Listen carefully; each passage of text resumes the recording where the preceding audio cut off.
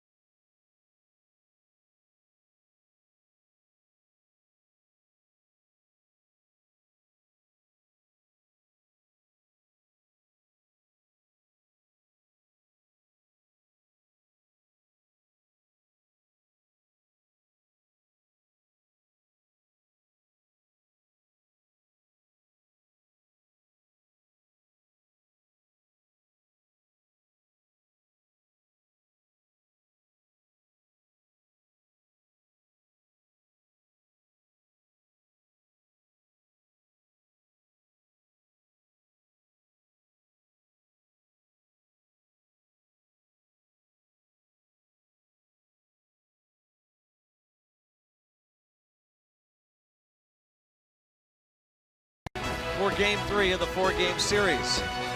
Pirates and the Diamondbacks. And there he is. Trevor Williams looking for a bounce-back start. Got roughed up.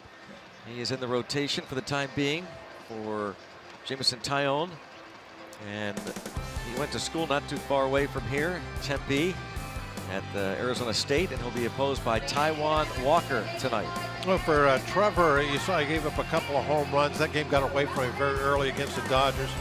This is a home run ballpark, so tonight he may give up another couple of home runs, but he has to make them solo shots. I think that's big. Minimize the base runners tonight.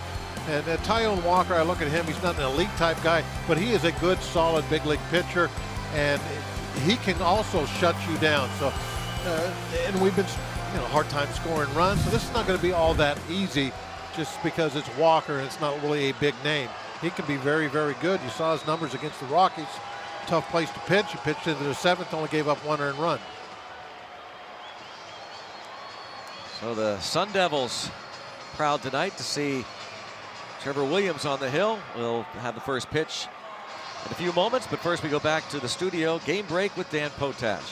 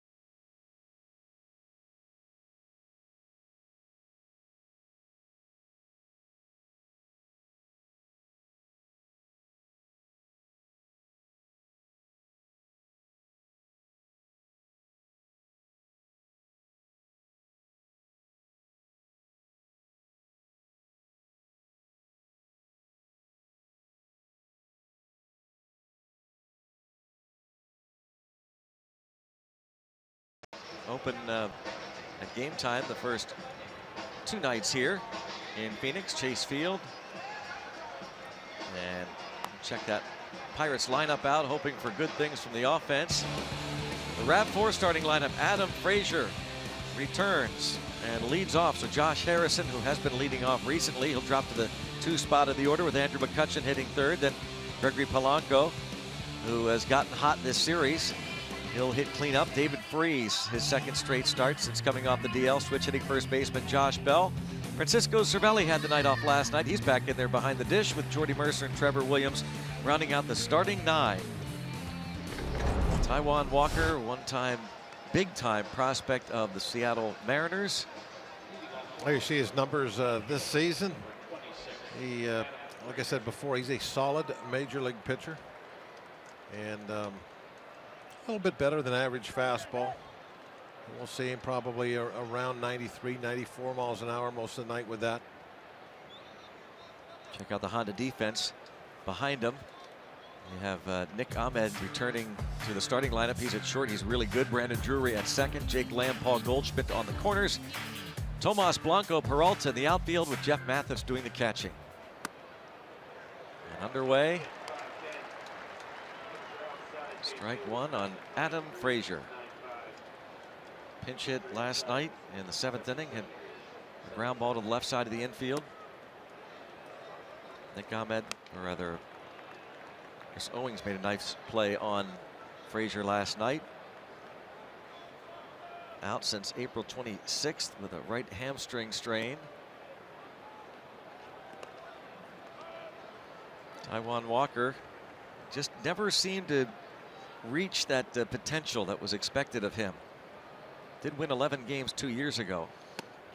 11 and 8 and then 8 and 11. I mean, just a middle of the lineup or middle of the rotation type guy, and sometimes expectations can be a little too high. Maybe that was the case for Walker. Look at this guy, Adam Frazier. He can just plain hit. Might get us going a little early. Got a little rattlesnake theme going here, Greg. Strike early tonight.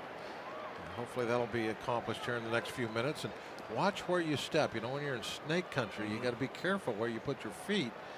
Well, I think tonight that Trevor Williams is going to have to be careful of when he goes after the heart of the strike zone and when he tries to stay on the edges.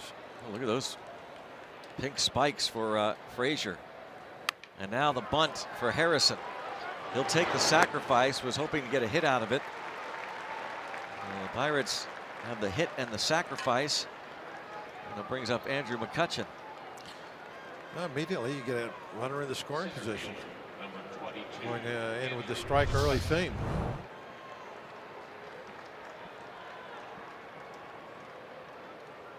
That's a win-win type situation. If he was able to deaden it, he's got the base hit. But even if he bunts it a little too hard for the hit like he did there, at least it is a productive out. And now if one of the next couple of guys gets a hit, we take the lead. Good speed at second base.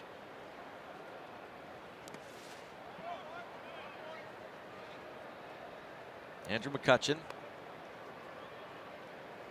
These new Mother's Day uniforms that Major League Baseball has gone to. They're going to make it a weekend this year. Not focused just on tomorrow. Pink billed caps.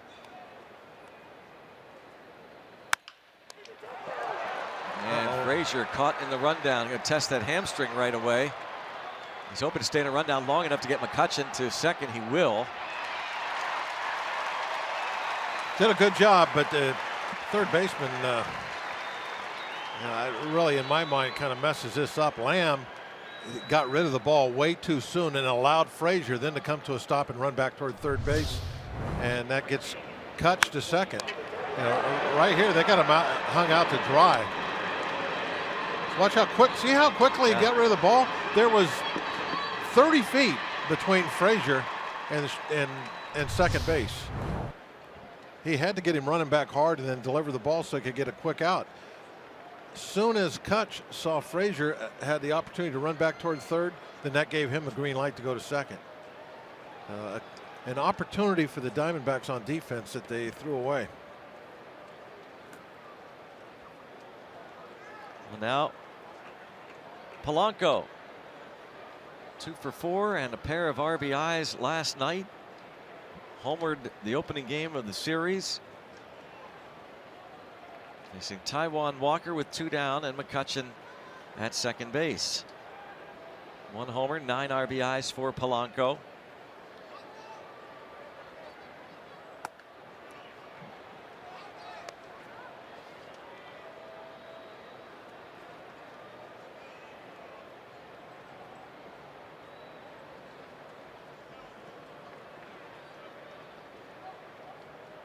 Hopefully Polanco's get into a big-time groove. And it's a one-hop smash. What a play by Brandon Drury. He saves the Diamondbacks perhaps a run there. And certainly robs Polanco of a hit. And after a half, the Pirates nothing. Now the Diamondbacks come to bat.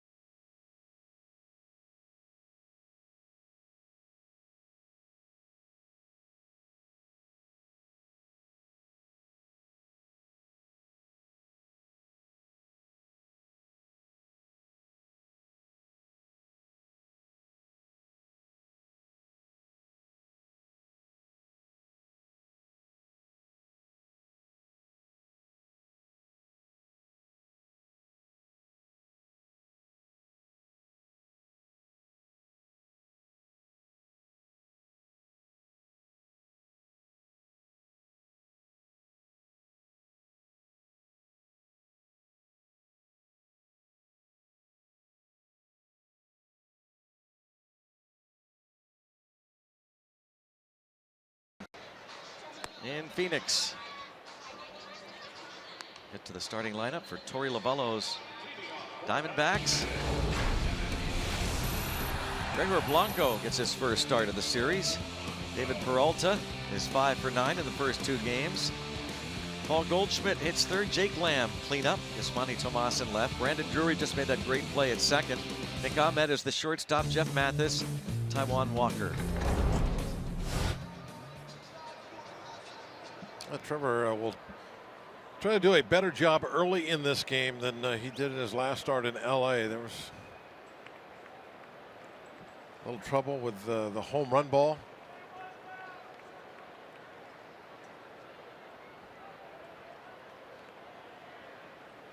Thought there was a little nervousness too in that. Which is that interesting. We didn't expect that, but it did look like that. Yeah. The first 2 plays, who knows what happens in that game if he decides to let a dribbler up the first base line go rather than make what would have been an impossible play. He just didn't have a chance.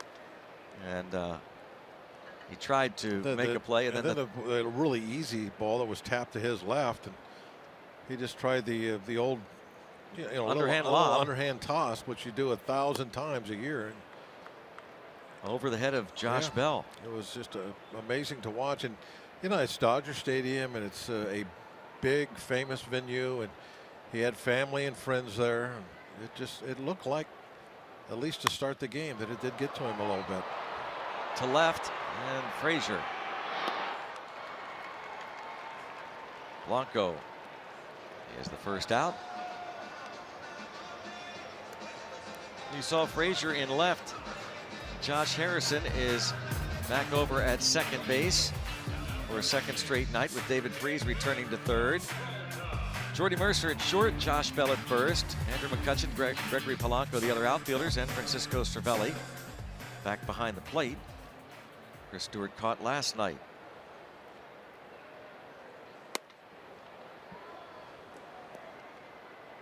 The strike on David Peralta.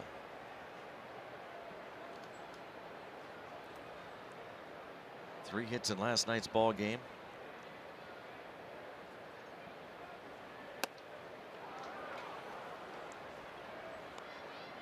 No 2 count on Peralta. RBI double in that 7-run third inning. And for Trevor Williams, his second straight start, made his major league debut last year. This is a former second-round pick out of Arizona State by the Miami Marlins 4 years ago. Turned 25 years old just under 3 weeks ago, did Trevor Williams. San Diego native. Last year, 7 appearances, 1 start.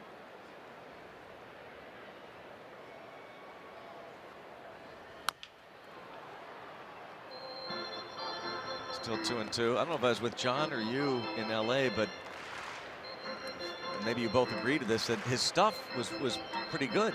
But you talk about that nervousness. I think he's very consistent with his stuff. There's his dad. I mean, that hasn't been a problem at any time. In fact,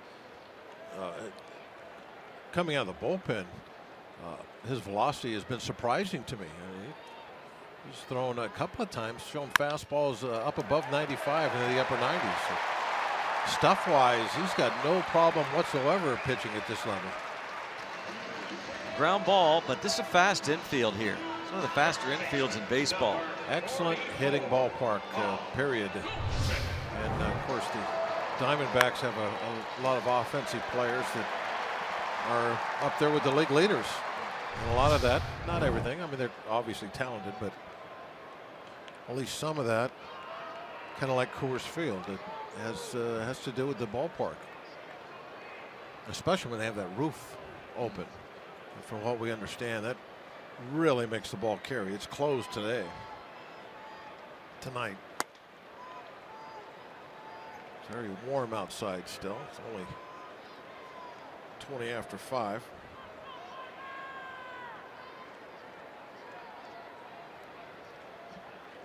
Paul Goldschmidt, 1 for 4, walk, RBI last night.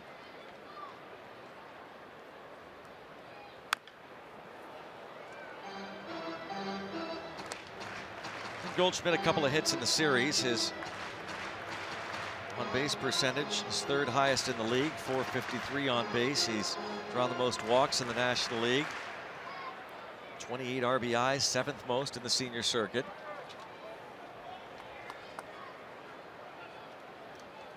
Trevor Williams out in front, 0-2.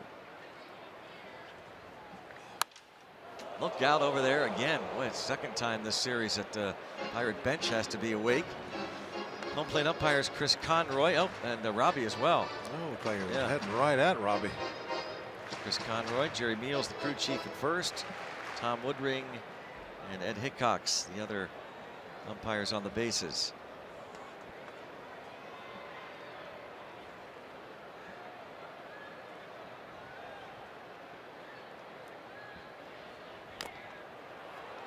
Just gets a piece and a piece of Cervelli. A pretty good movement on that fastball. Jumped in on him. Pitch before this. Look out. Last one. Right at you.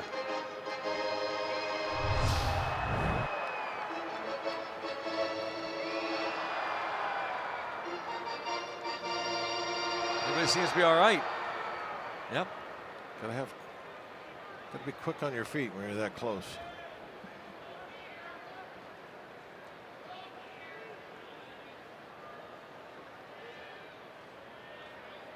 Diamondbacks like to run. Breaking ball. Peralta has 4 steals in 5 tries.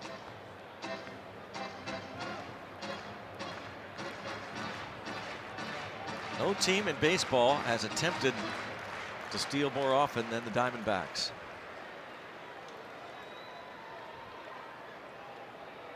Reds and the D-backs with 39 stolen bases. Torey Loballo in his first year as manager of Arizona.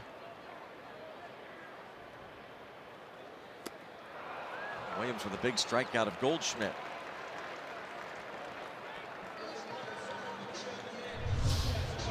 Take a look at that strikeout. Nice movement on the fastball.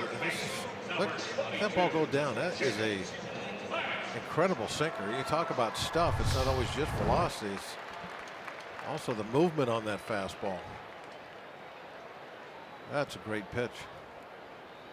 That'll have Goldschmidt talking to himself a little over there.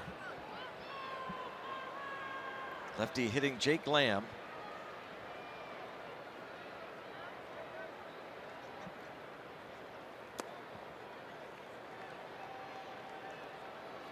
Lamb, with 3 hits in last night's ball game, had a 2-run single in a 4-run fourth. Opening game of the series, he was 1 for 4, had an RBI double in the 3rd inning against Garrett Cole and made the score 2-0. The Pirates got their only run on the Gregory Polanco home run in the 8th. They lost 2-1 in the opening game of the series. Last night, after that 7-run third, game was over for all intents and purposes. So now 2-0 the count on Jake Lamb. Clint Hurdle's club has lost 6 in a row and 9 of 13.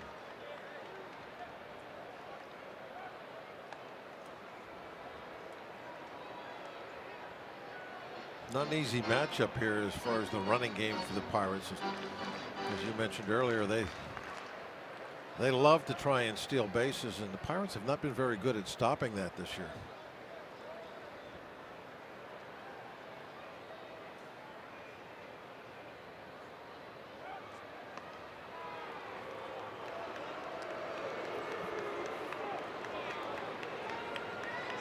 Fans here. A few boos. They don't like to pick off throws, but Pirates are doing everything they can to try and slow down that snake running game.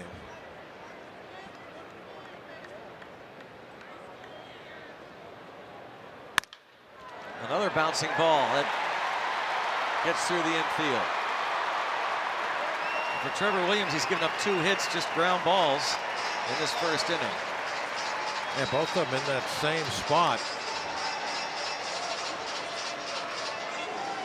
Yeah, Jay, playing these hitters to pull, so that opens up an area over on that side of the infield. Makes a big hole there in between him and Jordy. That's the base hit that makes teams sometimes go to the shift. That ground ball through that spot right there, because that's the hole when you put a shift on, you take away. You station somebody right in that spot. Now Yasmani Tomas will face Williams. Clinton's a pink wristband for his watch. Yeah. Yellow kind of stands out now today. Bluff started first, ball 1 on Tomas.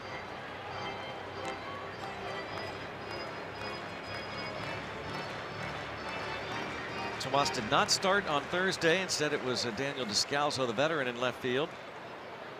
Last night, this Cuban defector, Tomas, was 1 out of 5 and an RBI single.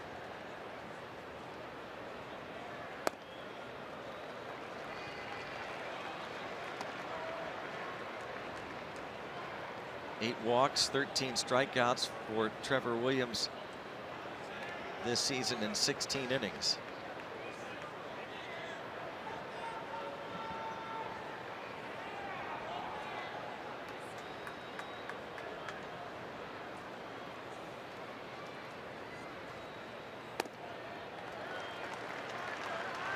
Ball's behind, 3-0. Williams, an outstanding college pitcher at Arizona State. 3 seasons there with the Sun Devils, 12-2, and tied for first in Division I in wins during the 2012 season.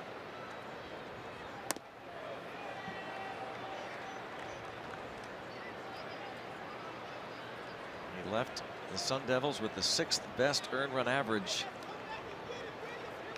an ERA of 3 during the aluminum bat era.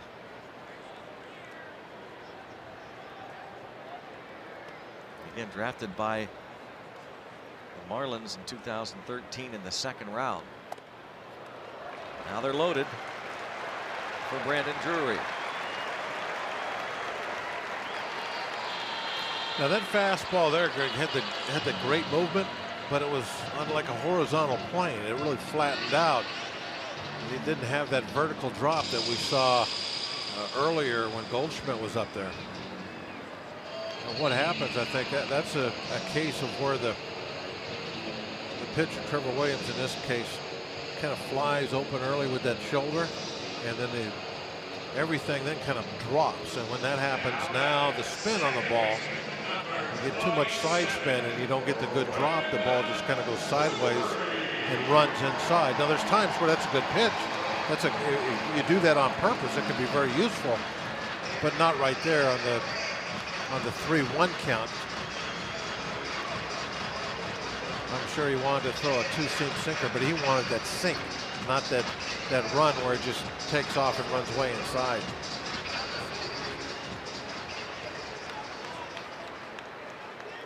That's more useful on a pitch where you have that hitter on the defensive and he's probably going to swing at something and maybe he'll jam himself. But 3-1, hitters are being very selective at that point. They'll always just take that one. And it is ball one on Brandon Drury.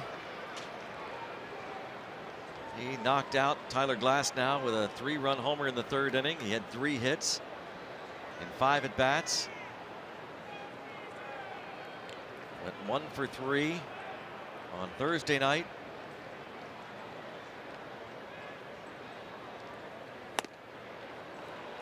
And now it is 2-0. And one thing certainly that Williams and the Pirates don't need is to have an early deficit, especially a big early deficit. Here's Glasnow. Ivan Nova goes tomorrow. So this is a huge pitch, even though it's just the bottom of the 1st inning. And hit right at second base. Thank you.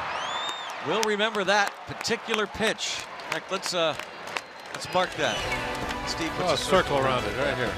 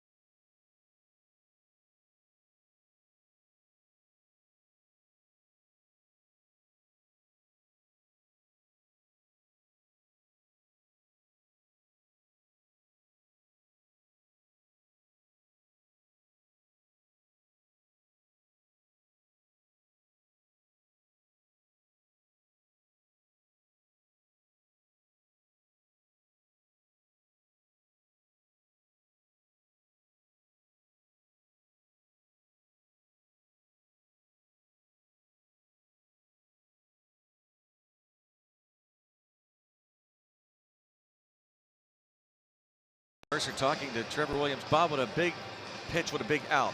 Yeah, absolutely a huge out, and also the pitch count is getting up there in that 1st inning where you don't want it to be. So you needed to throw a pitch and get it out and get back in the dugout right away.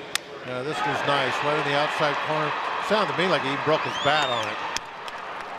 Not a bad inning though. I mean, you had 2 ground ball base hits. It wasn't like, they came out, centering the ball or anything like that. It just a little bit of unfortunate that those ground balls they hit were right in the hole, but he was able to deal with it, and that's a dangerous situation in this ballpark to have all those base runners on there.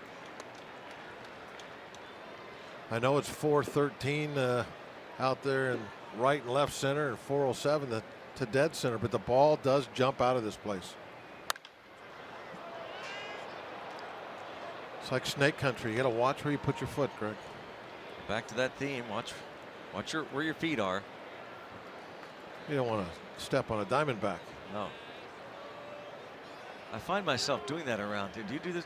I mean, I really do. Well, I'm not actually going out where I think there's going to be snakes. Well, I do. If you're on a golf course or something and you're in the rough, yeah, I'd be I'd look around a little bit. Don't just assume that you can just go storming through there. Like you own the place. 2-2 on David Freese. Back to the starting lineup last night and hitless in 3 at-bats, though his last AB was a line out to center.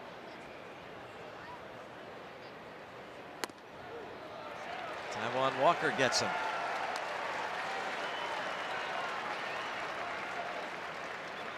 David Freese, let's see what he thinks of that call. Josh Bell steps to the plate last night, batting right-handed. There's the 413, and you got to hit it high too to get it over that fence out there. He's just showing some of that raw power he has. That was a breaking ball down and away too. That's all arm strength, shoulders. Hit a ball that far like that. It snapped an 0 for 15 hitless string. David Freese still unhappy with that last call. I wouldn't want to be standing in front of him as he was coming down the hallway there. Just move aside.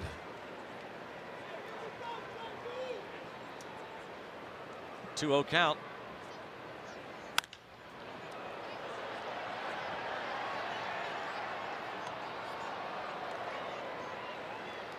You know, Greg, there were some guys in the old days that I might needle a little bit in a play like that. Like, oh, you were robbed. That looked like a ball. No, how do you call that a strike?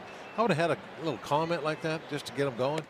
I don't think I would say anything to Freese. He doesn't seem like a guy that appreciate, because he immediately would know what you were doing. Oh, sure. Yeah, he's too, he's not going to like sharp to know that. Yeah, you're not. That I'm stirring the pot. Yeah. So. Have you thought about that with some of the guys on this team? Which ones you think you could? Freese certainly not. Yeah. No, so you eliminate him. Yeah. I could. Oh, let's see. He's back out there. Yeah, you're right. Yeah, no. Well, you know what? Too. That's a pot that doesn't need. That's a pot doesn't need to be stirred either. No. It's bubbling along fine on its own. Heard him yelling, Chris Conroy. And that's a fair ball. Just slapped it down the left field line. Thinking double right away. And Josh Bell is into second with a 1-out, 2-base hit. Now, this is one of the things that we know that he does very well. That shot right there, you can see the ball's almost in the catcher's glove. That's how far he lets it travel before he makes contact with it. That's kind of his style. Fastball, wait. You know, if you have to hit it, hit the last second, hit the ball the other way. Try to really be on time with that slow stuff and drive that out of the ballpark. That's been his MO, and you saw it on the replay of the home run we showed. Off speed pitch, home run. Here, fastball just inside the third base bag. Just kind of slaps at it.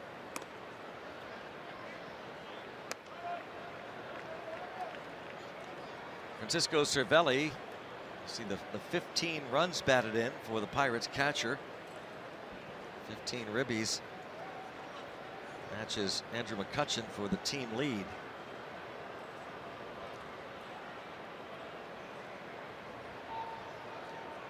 He was bothered a little bit by some knee soreness the other night.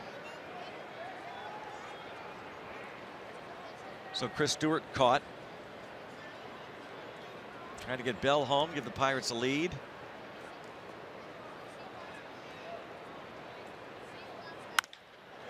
Lines it to right. Another hard hit ball. Peralta is there. As that ball was hit, Greg, Peralta took a little moment to decide what he was going to do. I thought maybe it might get over his head because of that. He didn't think all that long. Right now he's kind of frozen out there. He's waiting, and then you see him make the break and get back into the sunshine. Some windows up high that allow a little rays of sun at this point of the day out in right field. That's Cervelli's season right there. Hit the ball hard, right? But it doesn't always fall in. Francisco Cervelli lining out to David Peralta. One man from Valencia, Venezuela, lines out to another from Valencia, and there's a look at That's what we're talking about out there in player. right field by the warning track. You're looking up into those windows. And be a little bit of sun for a while. A late afternoon start time here in Arizona.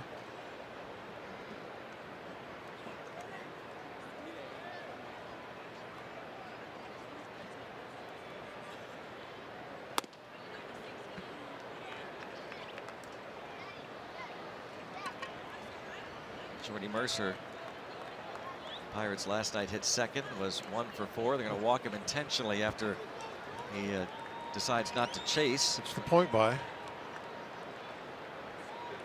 Jay would be somebody I think you could kind of like. Do you really? Yeah. Like, you could needle a little bit. Because he would come back, and you could see him trying to explain himself. Showing, and then you could like add to it, like, I can't believe you made that play. Yeah, I could see him walking away after you said it, then coming back to it to explain what you had said, and then you adding more fuel to the fire. Like, why were they even playing there? I'd throw that one out there sometimes.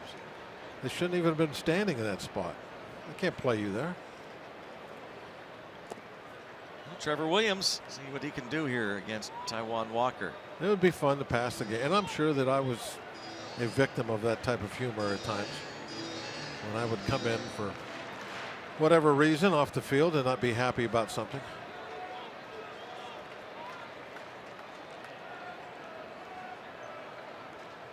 Williams 0 for 4 in his career at the plate.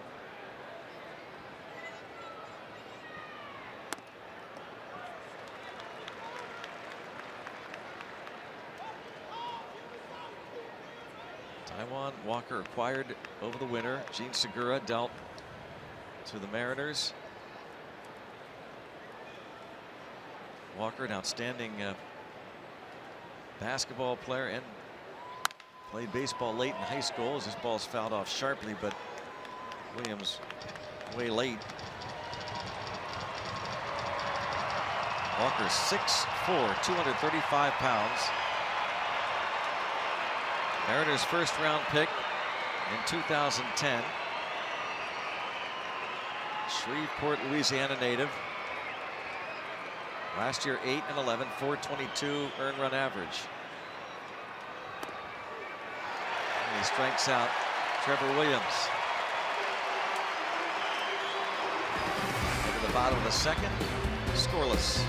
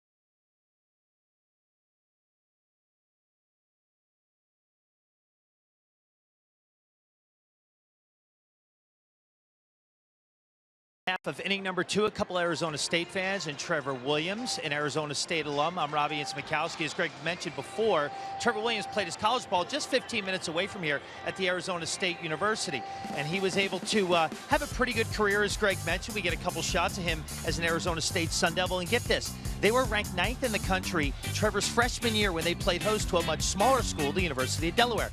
On that Delaware team was Chad Kuhl, also a freshman. As we get a look at some Point Park University tweets, a shot at the old Packard Stadium. Well, they went for a tour of the old Packard Stadium when they were here, but get this. Delaware came in and beat Arizona State, the 9th-ranked team, which brought back a little trash talk.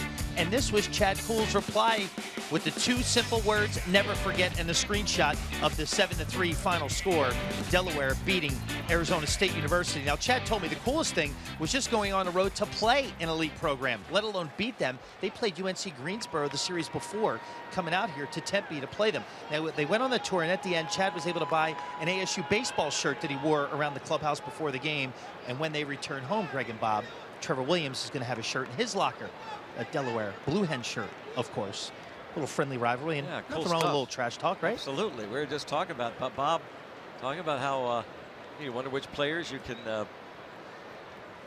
You're in there jab a side little by bit. side with these guys for 6 months, and you have to have little things like that going. Line drive home run for Nick Ahmed. An 0-1 pitch. Well, we mentioned it earlier about home runs, this ballpark, making solo shots. Right now, Williams has to treat that just like the loss to the Blue Hens. It's over with, turn the page, nothing you can do about. 1-0 means nothing. It is truly meaningless in this ballpark. You just have to look right now and think, okay, Mathis is the first hitter of this inning. He's the leadoff guy. That didn't happen. And the liner into the left center gap and past Frazier. So Mathis, because he's a catcher, will only get 2 out of it. Most every other player in the lineup would be at third base. Jeff Mathis, the very light hitting catcher, doubles into the left center field gap.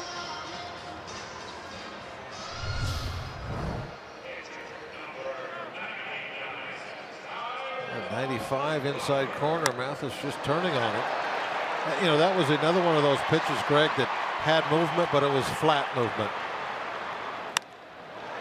Didn't really have that sink that we saw real early on with that Goldschmidt pitch. That really hurts. Jeff Mathis is one of the, with no disrespect to, he's a great defensive catcher, but one of the worst offensive players in terms of career batting average than any player in history. Well, that's his second hit of the series. After he was 0 for 2 on Thursday, 7 hits in 60 at bats, and now his last 2 times up against the Pirates, he's singled and doubled. Yeah, you absolutely hate that when whoever's hitting in front of the pitcher gets that double. You give the pitcher an opportunity to do something positive on offense that he should be able to do, and that's move a runner to third base. There's those numbers that Greg was talking about. Move the runner to third base, which is 1 out, top of the lineup coming up. It's just a bad thing to have happen to you. Essentially lead off double by the number 8 guy. Unless you bunt like Walker. How about that attempt? Maybe it's not such a bad thing. That was a poor effort.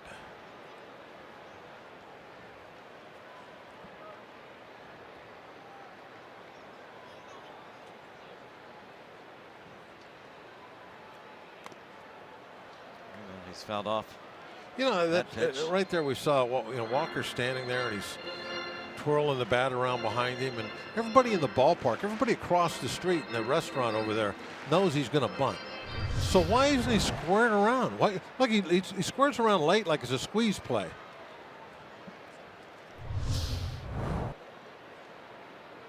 What were they doing all spring training?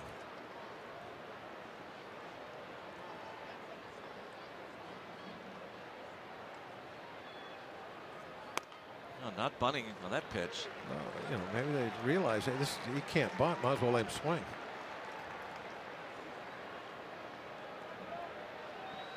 Or did he miss a sign?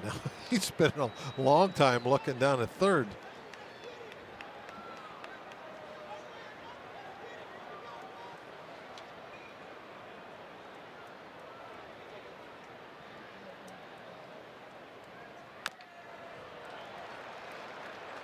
Stays 3-2. Longtime American leaguer. Walker 1 for 14 this season with 7 strikeouts and a walk.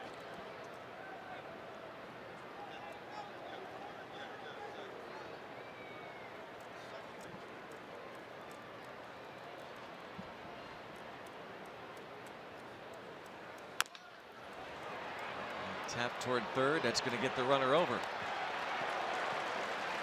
Well, he can't punt, but he can swing the bat and get the ball put in play. Got the job done. So Mathis is at third.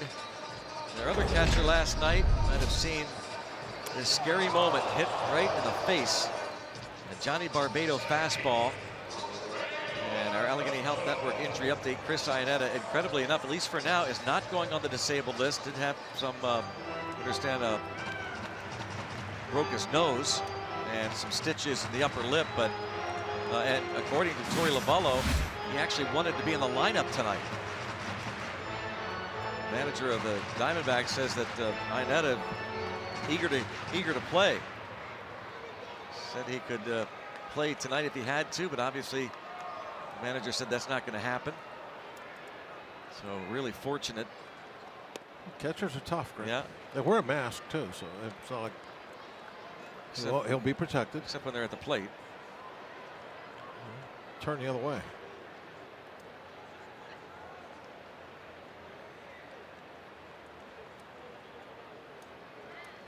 I can see him playing today.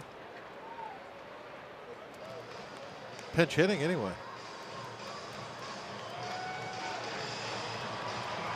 Remember when Matheny got hit in the face when he was a Brewer? That last night. He never even went to the ground. He was like busted him wide open, bleeding. He wanted to continue the at bat. Yeah. Much less leave the game. Blood just pouring out. He wanted to stay up there. Like I guess Matheny. he didn't want to. He wanted to go to first. That's what he wanted to do. Infield in. Gregor Blanco at the plate.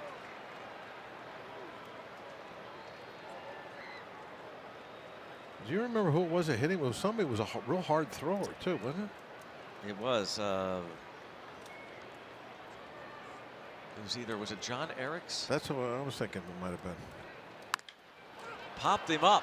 That will David Freese be an important out. 2 down. Let's go back downstairs to Robbie. Chris Iannetta and Johnny Barbado, the two talked via text message after the game.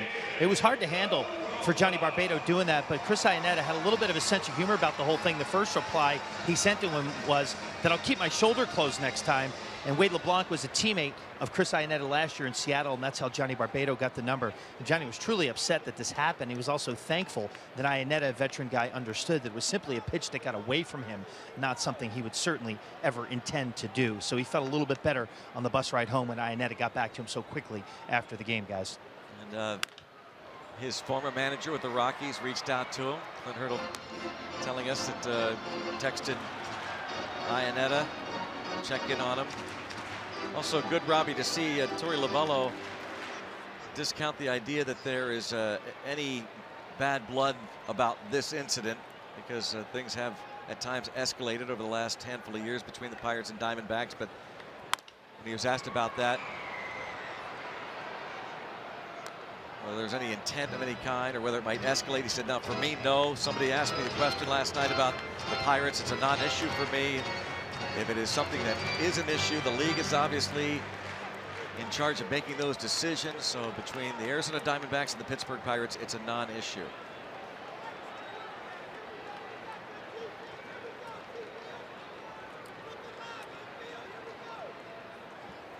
Oh, 0-2 on Peralta.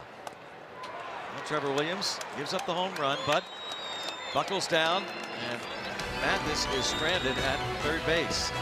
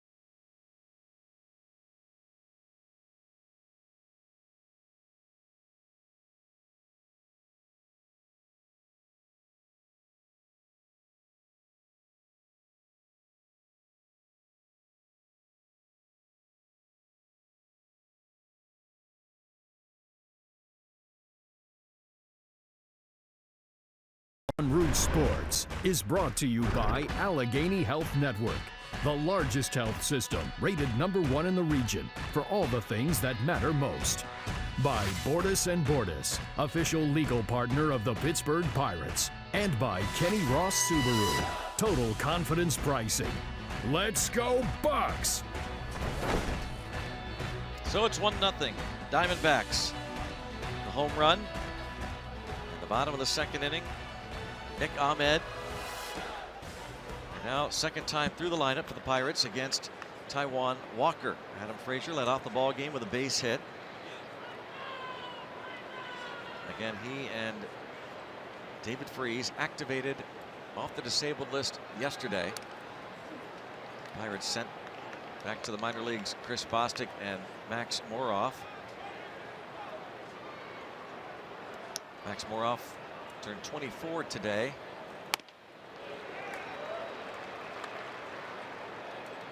On a strike on Adam Frazier. For Taijuan Walker, currently 24.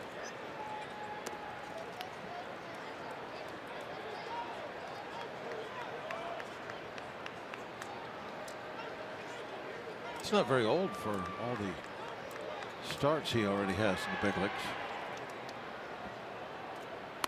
24. Yeah, he and they're hoping that he and King Felix would kind of lead that rotation for the Mariners. Felix Hernandez, and I remember we were there a few years ago. People were already chomping at the bit to get Taijuan Walker to the big leagues. I think Mariners fans. Diamondbacks maybe hoping he's going to be kind of a late bloomer. Yeah. But yeah, I really think that even if he just is the pitcher that he is right now, I think he's still a good guy to have in that rotation. I mean, there's nothing wrong with the numbers he puts up. He makes his starts, gives you about a 4 ERA. Another hard hit, but a one hopper at Drury.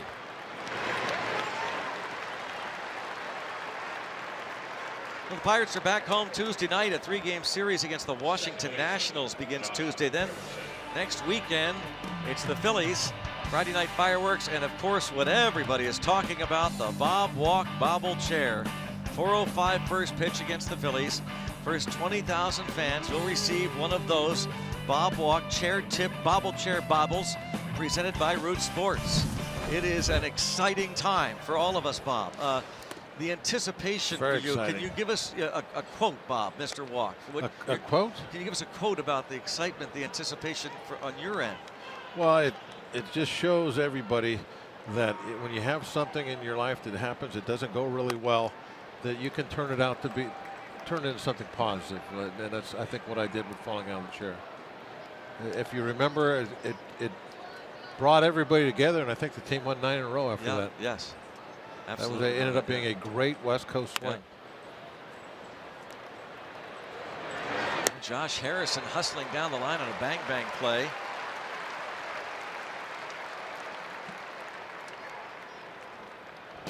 Oh, this is what you're talking about. When things don't go your way, Bob says, as he, whoa! The fun. Oh, look at you, not helping me at all. What Well, do you now mean? you are. Yeah, heck yeah. Oh, yeah. You said you're okay. The inning's over now. You said you're well. I mean, we did have a job to do. Oh, what a mess. The fun and games. Right at short. It was a bad chair. No fun there. 1, 2, 3. For Taijuan Walker, 1-0 Arizona.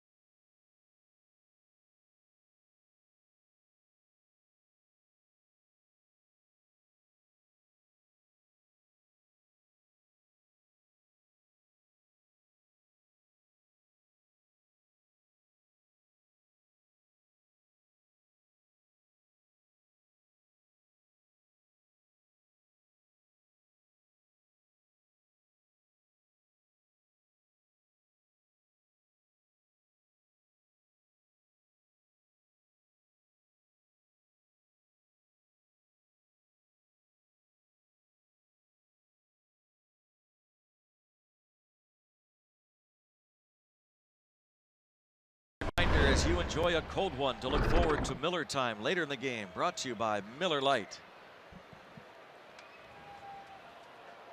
Here in Phoenix, 1-0 Diamondbacks. And to the bottom of the third inning, Paul Goldschmidt takes the Williams breaking ball for a strike.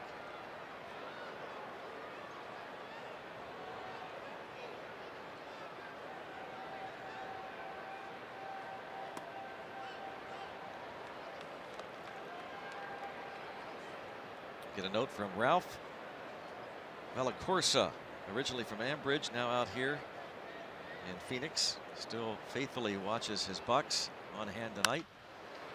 And a ground ball. Easy for Jay Hay for the out.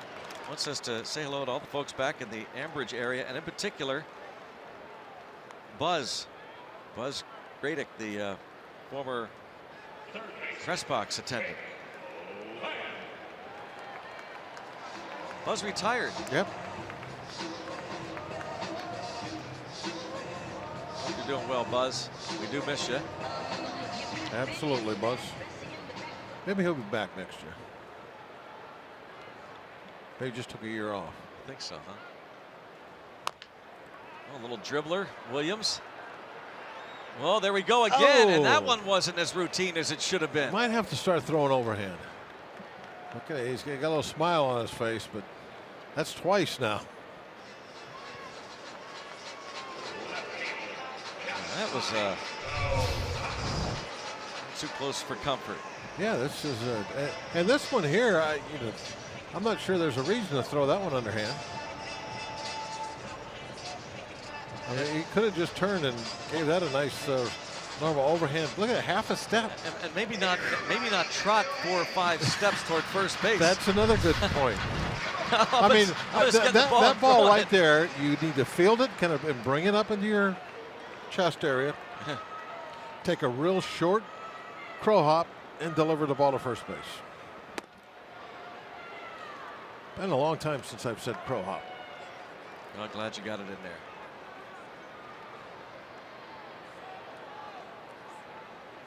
You know, I've never really seen, it's a bad, crows really don't hop like that. You know, crows cannot hop like both feet at one time, don't they? That's a good point.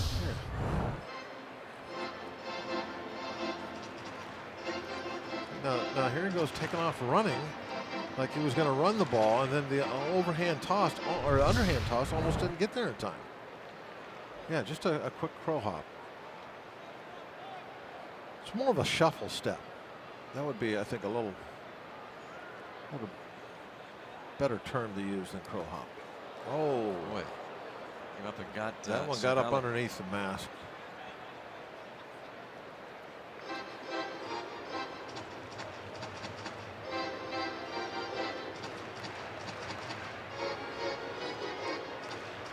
Got a smile on his face, everything is okay.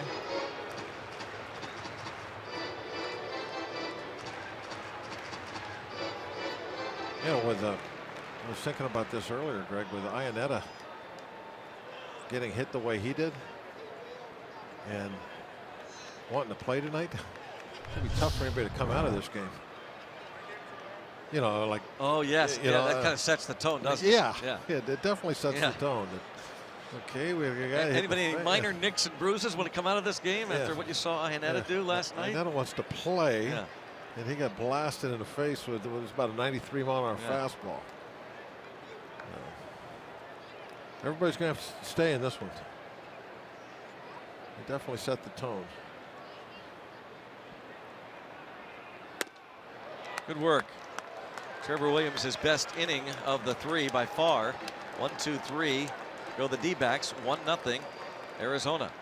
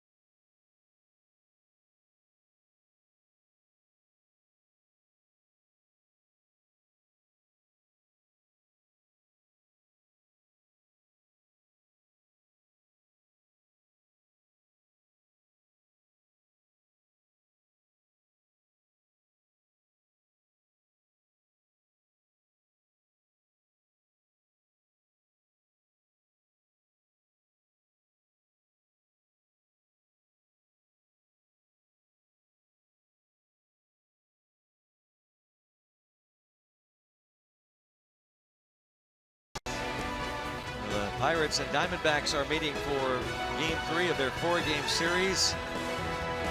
The Valley of the Sun, the first and only regular season trip into Arizona. Looks hot out there, Greg.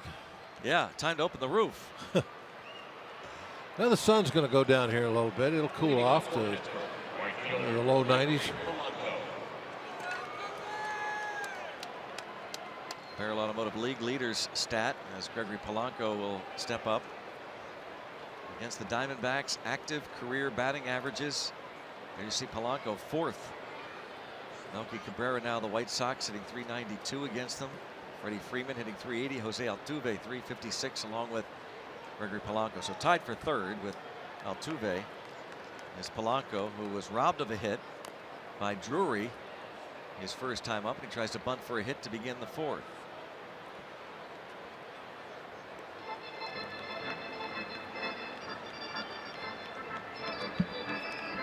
Back of a play by Brandon Drury with a runner at 2nd and 2 outs. Likely saved the Diamondbacks a run.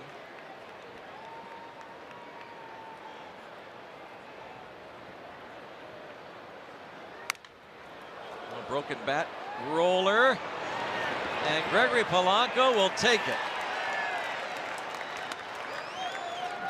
We'll have to go back tonight and watch that on the MLB app. See that hit again. Running down the line. Right off the end of the bat. I think the type of spin he put on that ball, Greg, maybe kept it fair. The ball spinning like a top, and it just would not roll off the grass. Normally when you see a ball down there that close, it's going to go off the edge of the grass, and because of that, it'll get a little momentum toward the foul line. But that one straightened out, and if anything, was getting a little even more into fair territory as it was rolling along.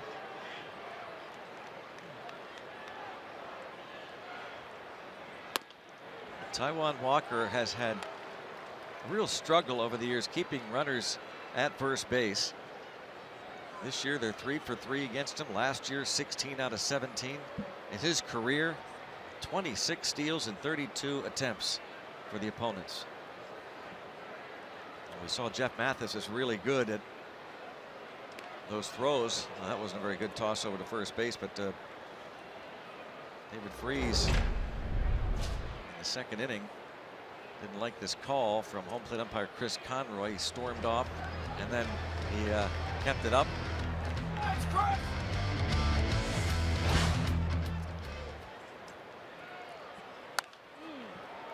Wow, took a nice swing at that one. That one was in his wheelhouse.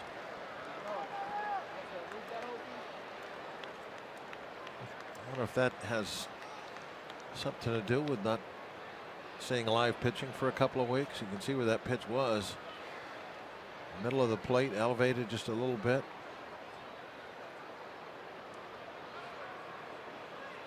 Oh, off of Walker into shallow right. That's going to work out perfectly because Polanco will coast into 3rd, and now the concern is going to be for Taijuan Walker.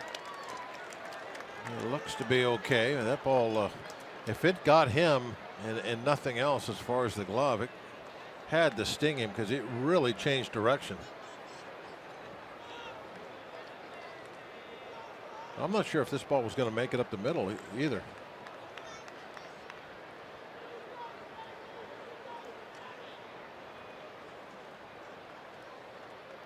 Seems to be pain-free. Yeah, that ball, that was going to probably be a double play ball, Greg.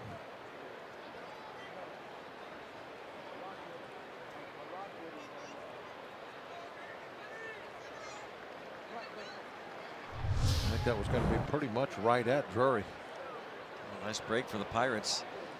Ken Crenshaw, the head trainer. Torey Lovullo went out to take a look.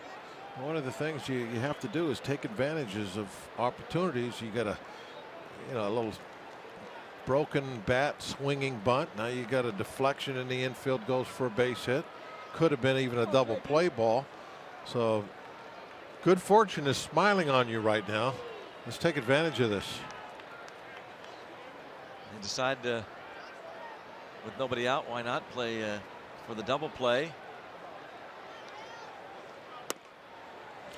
Yeah, you definitely early in a ball game, you always have to not get too greedy about stopping out runs from scoring, just especially single runs. I'd love to get a double play ball here and trade that run for it, make it a 1-1 ball game. The Pirates, on the other hand, they'll give up 1 out. They don't want to give up 2. Ideally, they would like a base hit, give up none.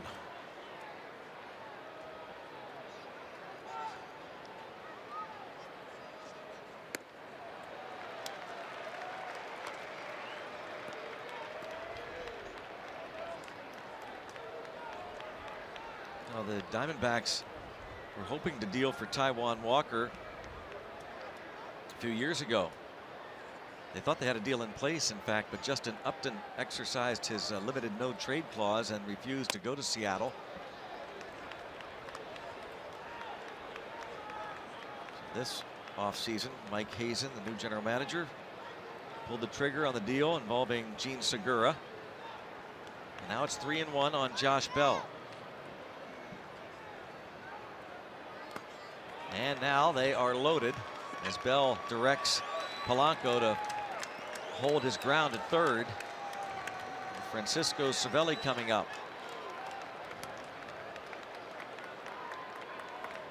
Yeah, interesting pitch selection there by Walker.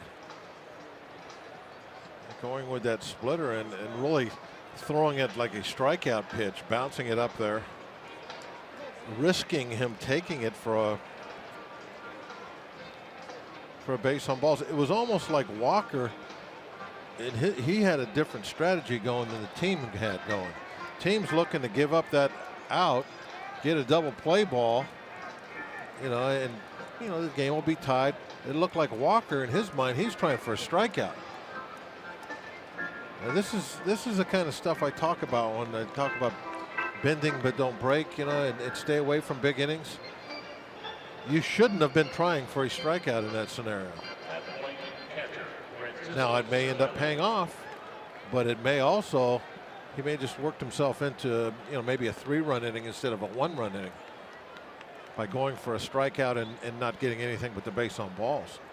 So something else the Pirates could take advantage of, not only the fortunate bounces off the bat, but Taijuan Walker's decision and his pitch selection. He was obviously going for a strikeout there with both those last 2 pitches. We'll see if it'll burn him. Cervelli lined out hard to right field his first at bat.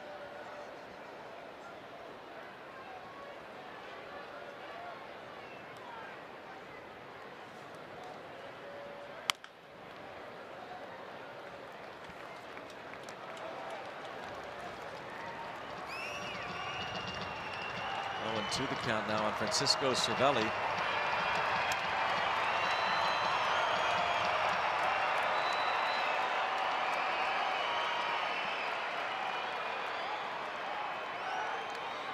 Cervelli 1 for 3 with the bases loaded this season. Now this is a chance to go for a strikeout. I could totally understand 0-2, 1-2, but once you get to the 2-2 count early in a ball game, in a 1-run game like this, don't get all concerned with that. Just get a ground ball. That's what you're looking for.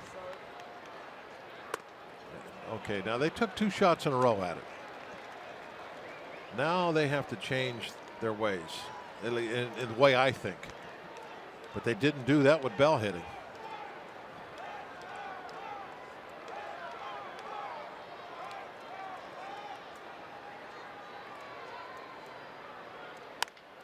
And there's a double play ball. And get one. An odd pitch to get a ground ball off of, but it worked. This was a hanging curveball that was elevated, and Cervelli ended up hitting it on the ground. That curveball, he got ahead strike 2, and then they tried to go upstairs with a fastball. Missed badly with that. That's where they wanted it. There's that curveball, just he hung it. And in that scenario there, it was Walker, the one that got fortunate. He did not throw a very good pitch and ended up getting 2 outs with it.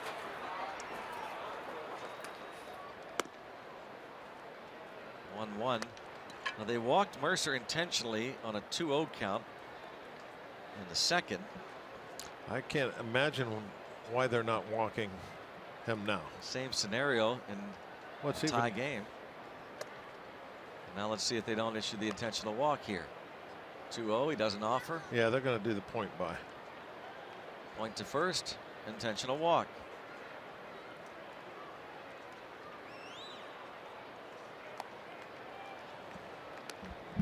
Second time they've walked Mercer intentionally. You know, I've noticed that there was timeout called for that point by. You can't do the old keep going to second, see if you can draw a throw play with this new scenario.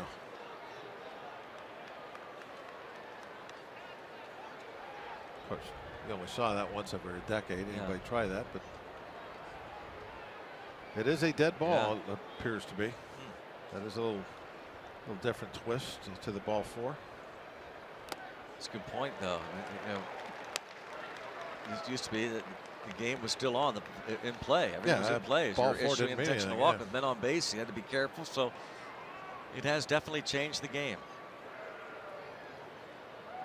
Not to a major degree, but it's changed it. See Pete Rose running down there, and you think, is he going to stop? Yeah.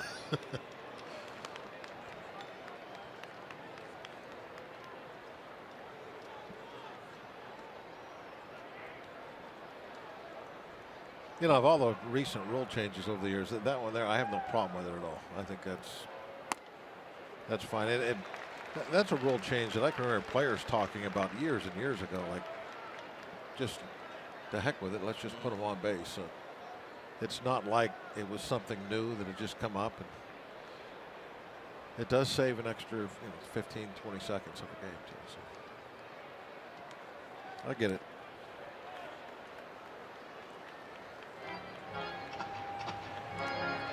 Anything that keeps the actual clock out of the game, I'll be for. I don't want to see that. You don't want to see the clock, do you, Greg? Uh-oh. I'm in trouble. Greg's not talking to me now. Uh-oh.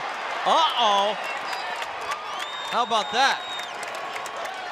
Drury, who made that great play to rob Polanco of a hit, and the Pirates likely a run in the first. This time he boots a routine ground ball by the pitcher, Trevor Williams, and the Pirates take the lead.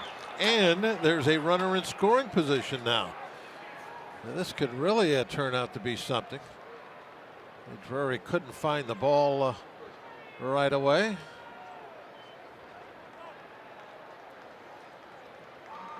So runner in scoring position. Could still put up that 3 spot. Greg, you can talk now. You don't have to stay mad at me. I wasn't mad. I was. Yes, There was 2 strikes on Williams. There were 2 outs. Really couldn't get into a debate. And your point is that as long as there's no clock. Okay. What about this idea where the so-called fans of the game want to change extra inning rules? Ridiculous. No clock. No clock. It's ridiculous. No clock. It's ridiculous.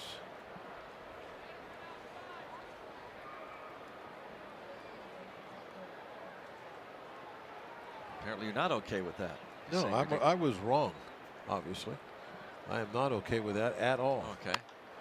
So it's more than just as long as it doesn't involve a clock. Yeah, absolutely. I was wrong to say that. And you and I talked about this the other day. What I don't get, Bob, I really don't get it. What is it that is driving this conversation? Do you understand? Like, why now are people saying they got to change the extra inning rules? That 118-inning game the other day, the Cubs and Yankees, people didn't like it. There wasn't enough Wasn't enough action, I guess. Too many strikeouts. 6-3 on the putout. Pirates get an unearned run, and now they lead it 2-1.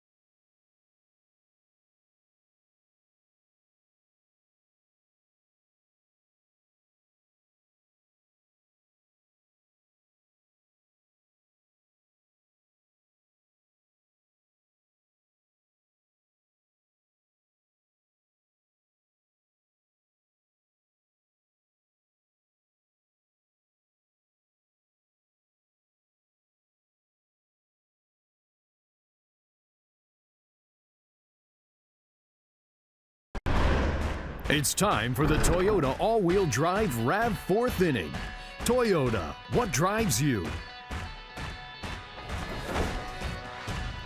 2-1 ball game going to the bottom of the fourth in Phoenix. Before Brandon Drury steps in, we'll go back to Pittsburgh, the studios, and Dan Potash with another game break.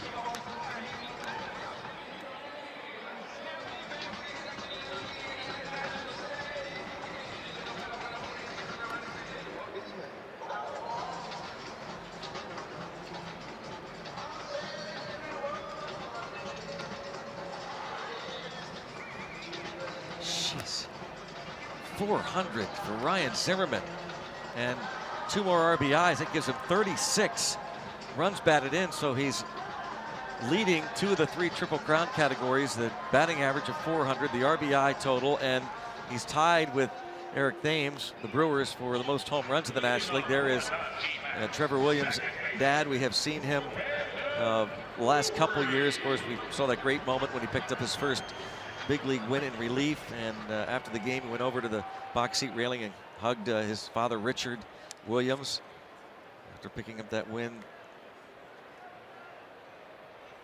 against the St. Louis Cardinals last year in Pittsburgh.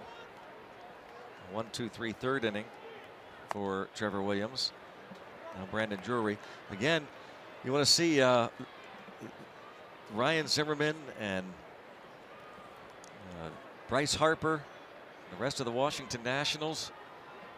They're coming to town Tuesday night. Tuesday and Wednesday nights at PNC Park, and then a Thursday afternoon matinee game.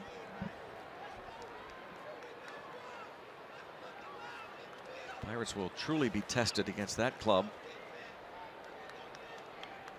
Chad Kuhl will go on Tuesday night, Garrett Cole Wednesday night, Tyler Glasnow Thursday afternoon. And after the National Series, the Great Zambelli Fireworks Show will follow the 7:05 game against the Philadelphia Phillies. Again, first pitch at 7:05. Friday night fireworks following the game. Pirates and their cross-state rivals, the Phillies. Go to pirates.com/fireworks. 6-game homestand.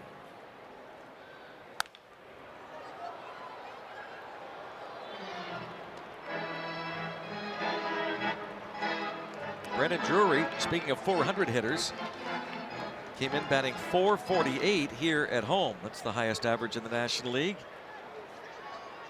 And the home batting average. They got some pretty good size splits between their home and away numbers. Snakes do. This is a Not quite Coors Field, although they are adding the humidor this summer here. They will having that installed and put a little humidity into those baseballs, soften them up. They say help the pitchers with their grips. It's so dry here. That's one reason I've heard. Really, the ball feels different. That's what they say. Huh.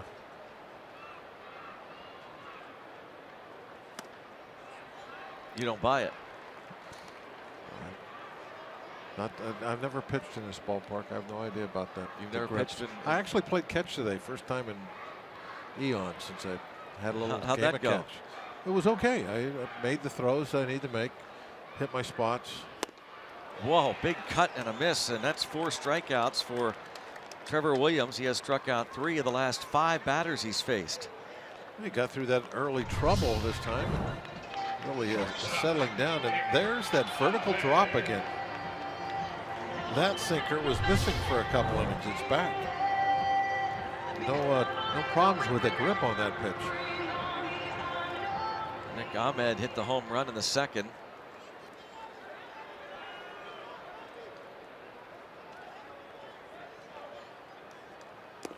Bob, you were out there early. Very early today. Out there to throw, just stay in shape. Yeah, just I was working on a little cut pitch. How'd that work out for you? It was good. It was a good late. No problem with the grip, the dry air? No, it was fine. It was fine. Had that ball cutting nicely.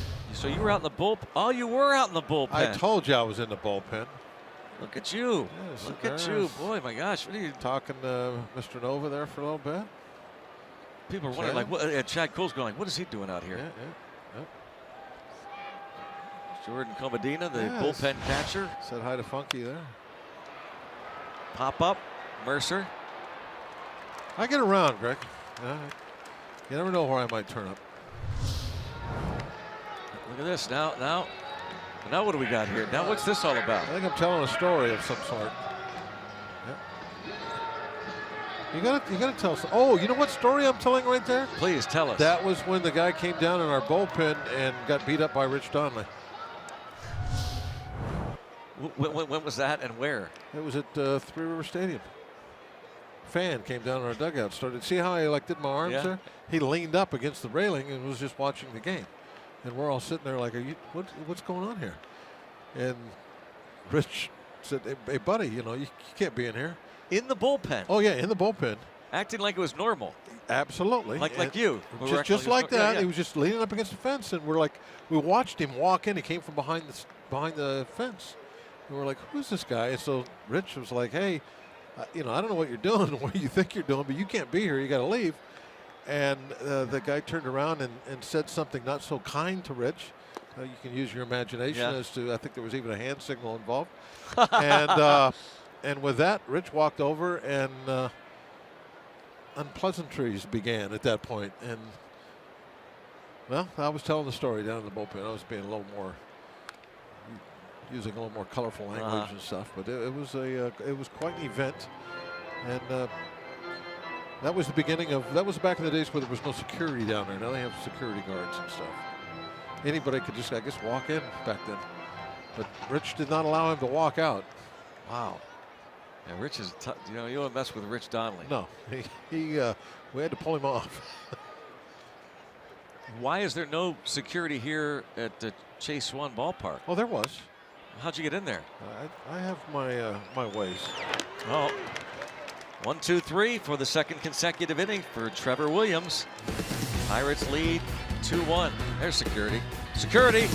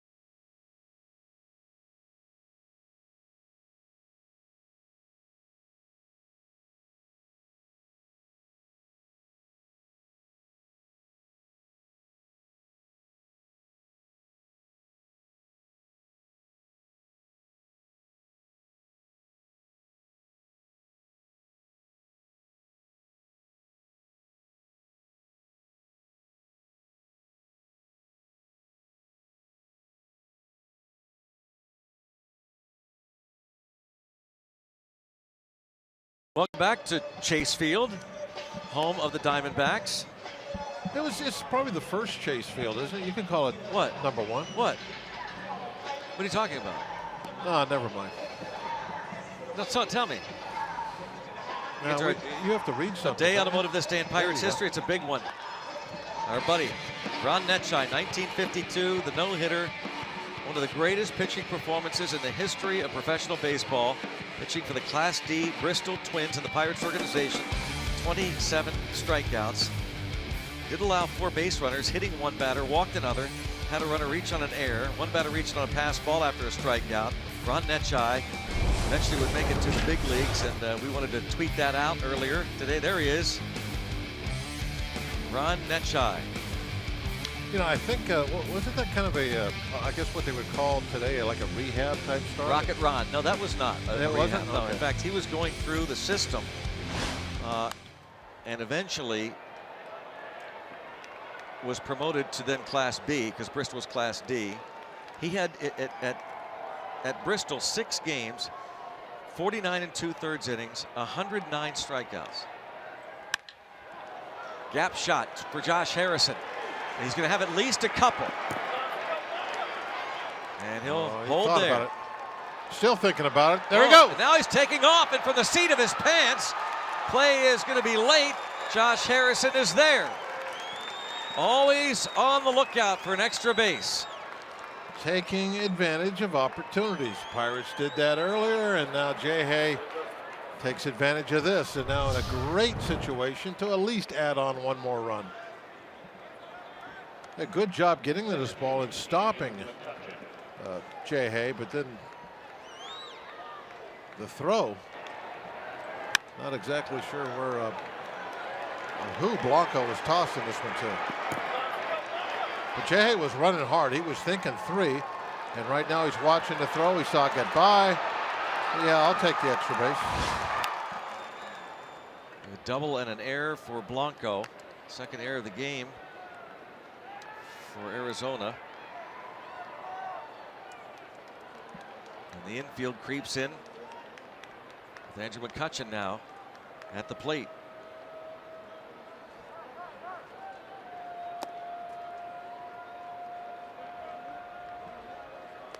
McCutchen has bounced out twice. He's 1 for 9 in the series. Clint Hurdle talked about this the other day on his radio pregame about the fact that the Pirates had opportunities on Wednesday. And that is ripped to left field, and that is taking advantage right there. You know, that's taking advantage in a way that you're almost like trading places. Keep the inning going. Another no out runner in scoring position. That ball just smoked down the line. 3-1 McCutchen, the double.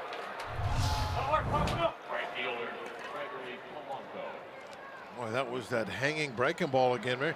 He got away with that same exact pitch with the bases loaded. Actually turned it into a double play, but this ball, that's what usually happens to that hanger.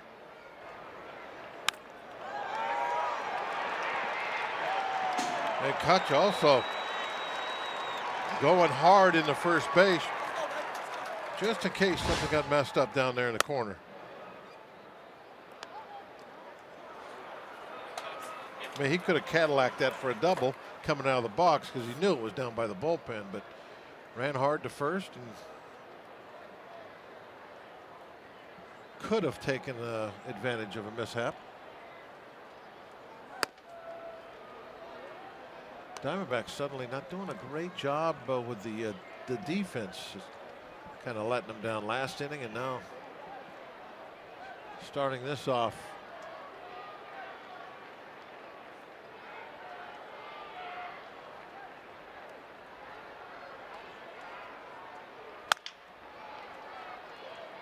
Productive out. Yep. Got him over. 1 down. McCutchen to third. Sets Freeze up now for a opportunity for a RBI. Infield will probably come in and play up tight, which cuts down their range.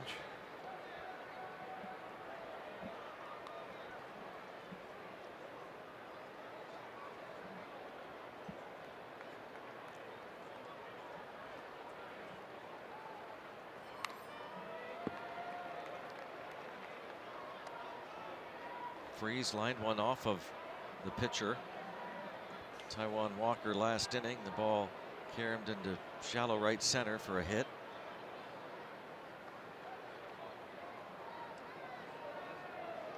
See that infield with on the pull side.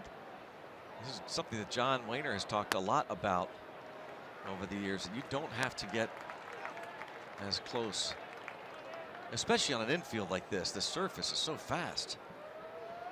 If the ball is going to be pulled, as you mentioned, it's probably going to be hit fairly hard, so no reason to be on the edge of the grass. Give yourself an extra step or two for range. 1 ball, 2 strikes on Freeze. And of course, in John's era, and in mine also, most of the time you were on AstroTurf, and you definitely were playing back. Even though you were playing in, you were playing back. Walker able to strike out Freeze. For the time being, keep McCutchen at third. Came with a good curveball. He'd been throwing some hangers, and this time he came up with a good hook in a strikeout scenario. Did not want to give up that 4th run. Threw the strikeout pitch and made it work. Let's see if Bell can get that run home anyway with a base hit.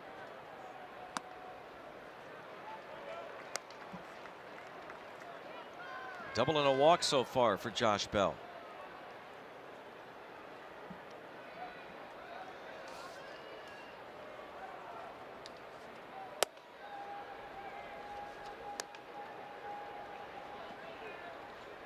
One thing I think it's always going to be tough to do on Bell is to position your fielders. I mean, because he's liable to hit the ball anywhere out there. You really got to keep him spread out. Can't concentrate him on one side of the field or the other with him up. Well, right now is a great example. I don't think your infield could be any further apart from each other. They're trying to guard against everything.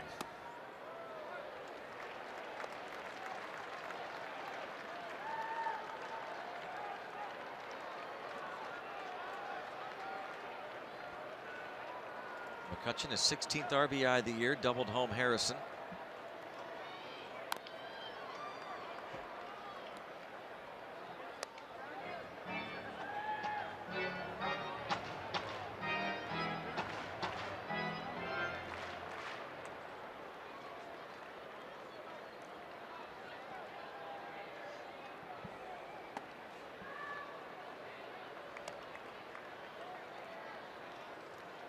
Full count on Bell.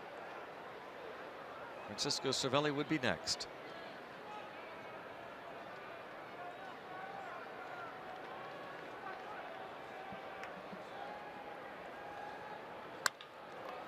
And headed up the middle, and a nice play by Ahmed. Boy, he's one of the best at that shortstop position. That looked like a tough hop he handled. Josh Harrison doubled to start the inning and went to third. The error by Blanco, and then he trotted home on the McCutchen double. Pirates lead 3-1.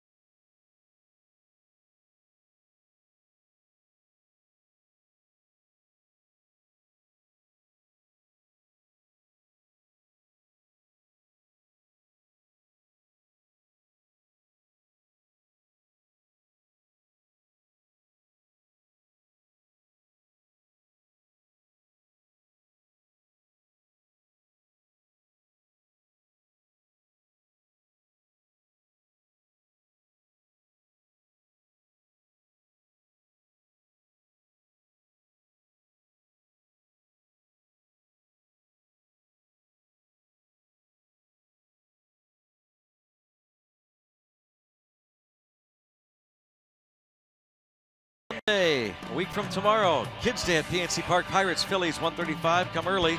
Enjoy the #1 Cochran Family Fun Zone out on Federal Street before the game. And kids entering the ballpark, 14 and under, will get a special kids-only giveaway. After the game, kids run the bases on the field. Head to pirates.com/kidsdays for tickets.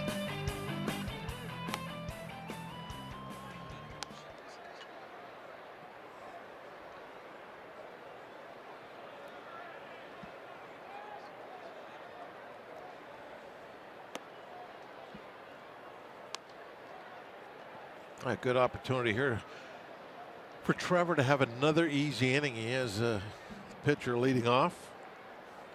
Start things off with an out, we hope. Yes. Pitcher No problem. Walker.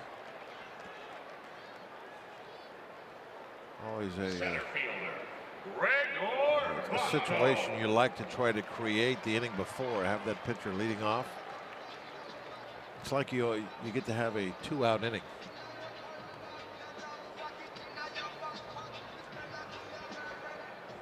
So Blanco now.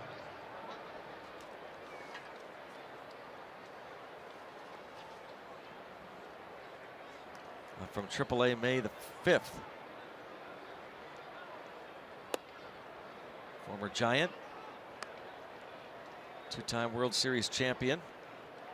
And signed a minor league free agent deal in the middle of January.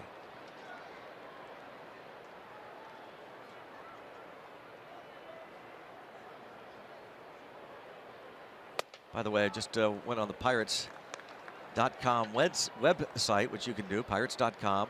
Check out what that kids giveaway is on Sunday. And this coming Kids Day, youngsters will receive a real kids baseball glove. 4-3 on the putout.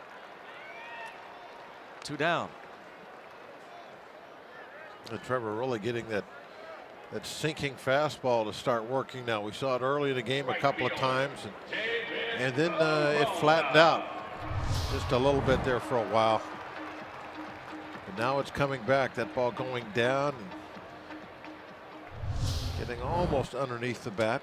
Turned into an easy ground ball as Blanco just caught the top half of it. David Peralta has singled and struck out.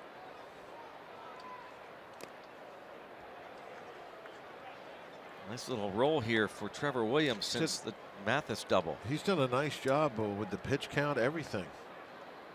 The first couple innings, that was going to be a concern, it looked like, but not right now. Sitting on what, 74 pitches? 76?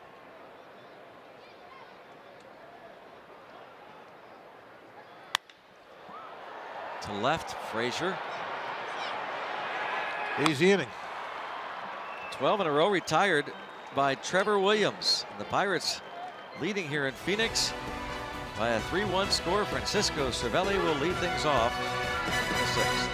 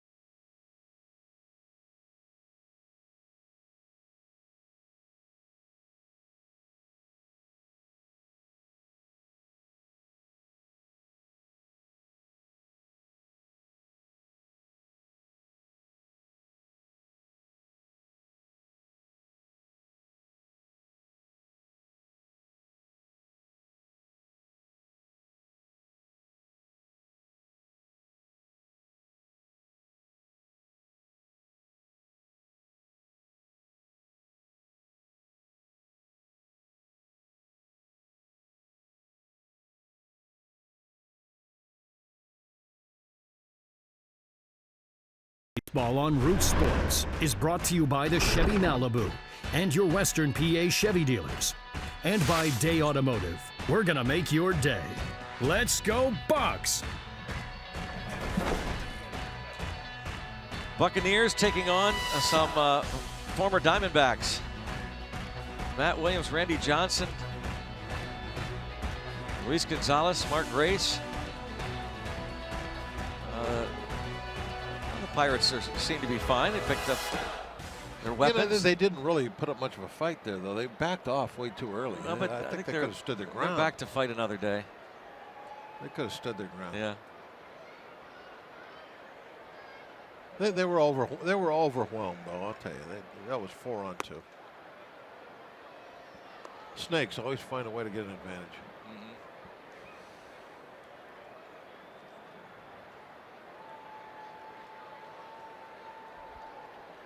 So bottom third of the Pirates order.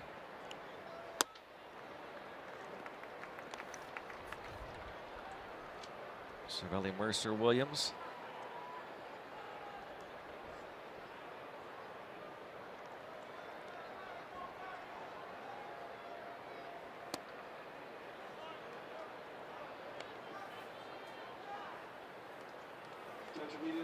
Tonight's attendance 31,673, 31673. Juan Nicasio up.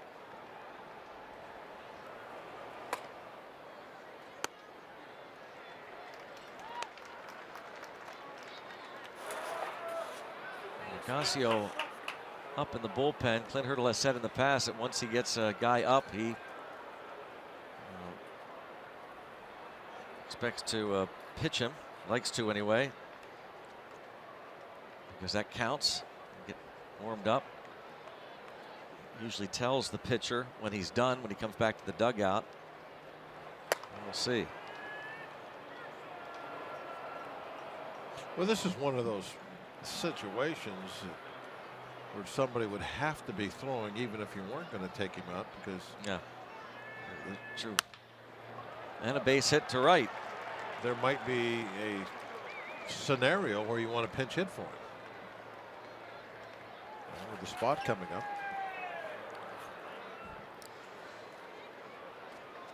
Bob was talking about that story.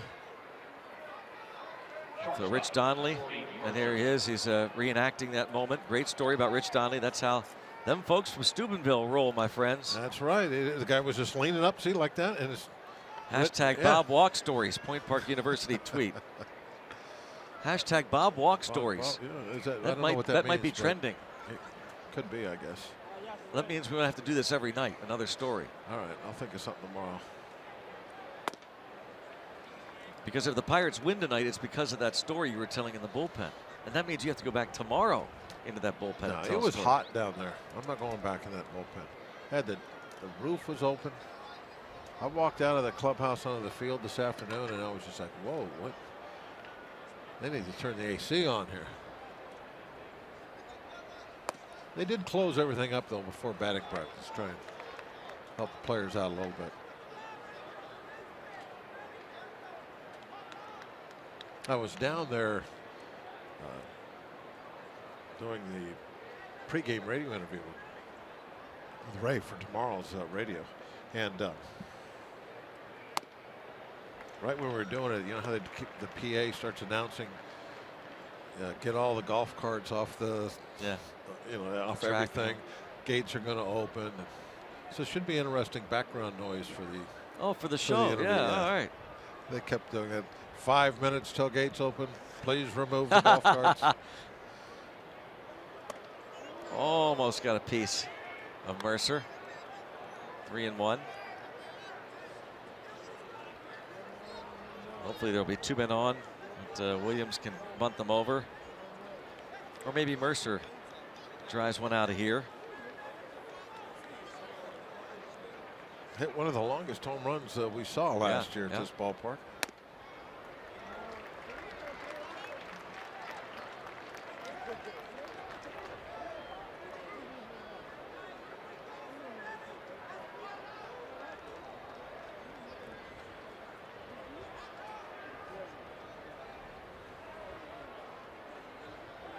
Runner goes, and it's chopped to second.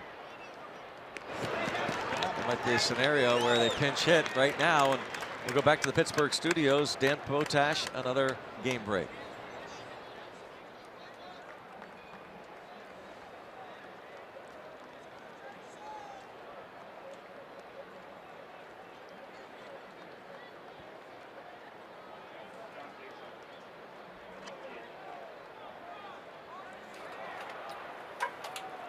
Pitch hitting for Trevor Williams, number 28, John Jaso. Hugs for Trevor Williams. He'll be lifted as he pitches 5 solid, strong innings. Great rebound start for him. John Jaso will pinch hit, and they try and get that insurance run home from second base. I really like the way Trevor kind of refound that good sinker of his, a good downward movement on the fastball. Right there after he had the little trouble spot.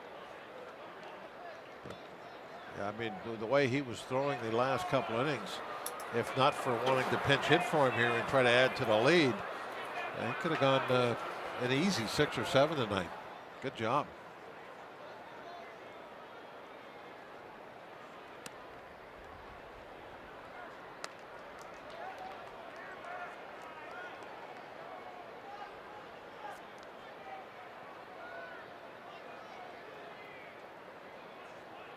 Taijuan Walker approaches the 100 pitch mark.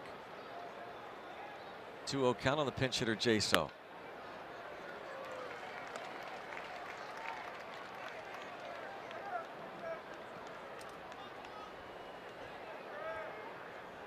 Number 99 has thrown 99.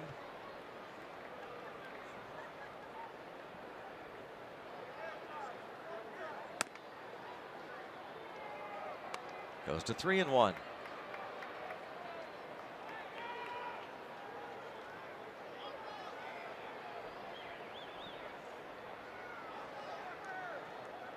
Over shift, 3 infielders on that right side. And hit hard to right for a base hit. This will bring home another run. John Jaso delivers.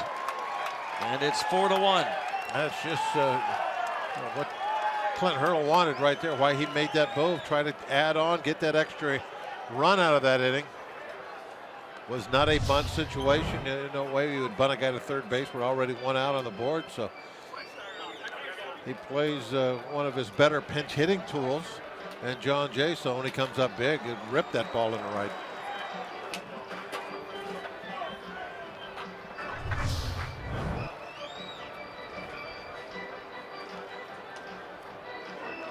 They've got bullpen action, so they're going to buy that pen some time. Mike Butcher come out to talk with Taijuan Walker and Francisco Cervelli and Trevor Williams. The battery tonight holding the Snakes down to that 1 run on 4 hits. And Williams ending his night retiring the last 12 batters in a row. You know, I think that's one of the things you have to have for the Snake, a good sinker. You got to get down there with him. Stay low. Dad's happy. There's a smile. Deserved smile right there. Son did a great job. His wife Jackie there next to Dad Richard. And the runner takes off.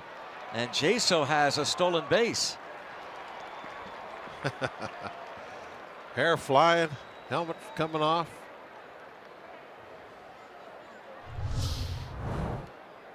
His first steal. They weren't holding him on.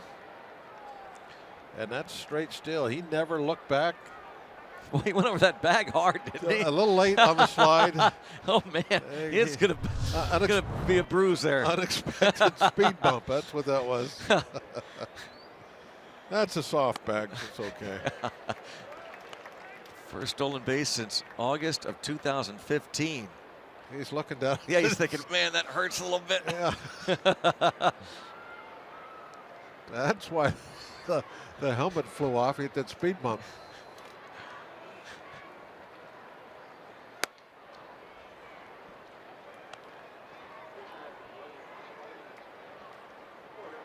Might be Walker's last batter here. Adam Frazier trying to deliver a knockout punch.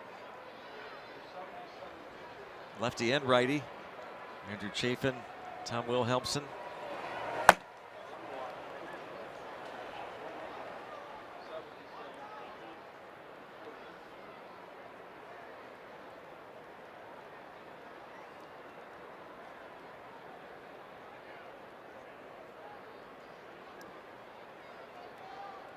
Two balls, one strike. And in the air to left.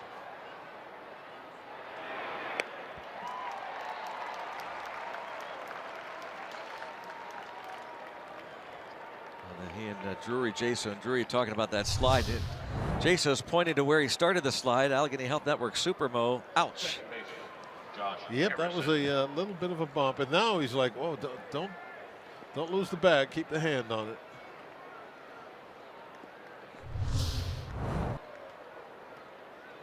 Good laugh about it. Now Josh Harrison doubled to start the 5th.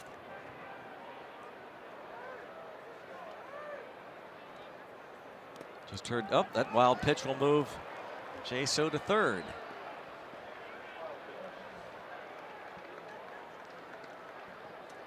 That might, and in most instances, is kind of meaningless with 2 outs. But Josh Harrison has had his fair share of infield hits over the years. Yeah, that's one of the times where it's a little bit more meaningful than normal. When you get a fast guy at the plate, somebody that's able to get a leg hit, or maybe even a bunt hit. Lamb playing him very deep at 3rd. Dan Potash just gave you that game break of Ian Happ, the Mount Lebanon product, hitting his first career home run. He was drafted by the Cubs out of the University of Cincinnati. And this University of Cincinnati product, Josh Harrison, will bounce to the shortstop to end the inning, but the Pirates add to the lead. They're up by 3.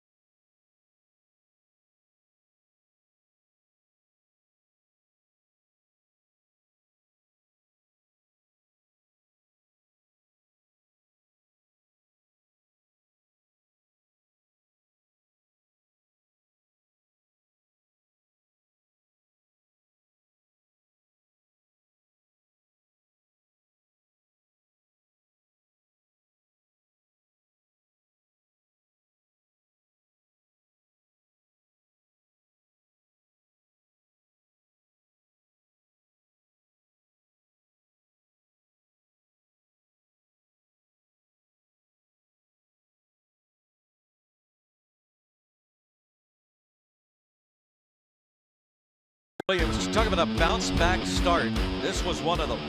5 innings, gives up the 1 run, retires the last 12 in a row. And that play we just showed right there, that was that one we circled. Do you remember the ball that with a little broken bat ball off the end of the bat with the bases loaded, and that set the whole thing up. After that, he really settled down. And you know, one of the keys for me was he found that consistency of the sinker. Really had it going down, getting underneath those bats the last couple innings. So good job, excellent job.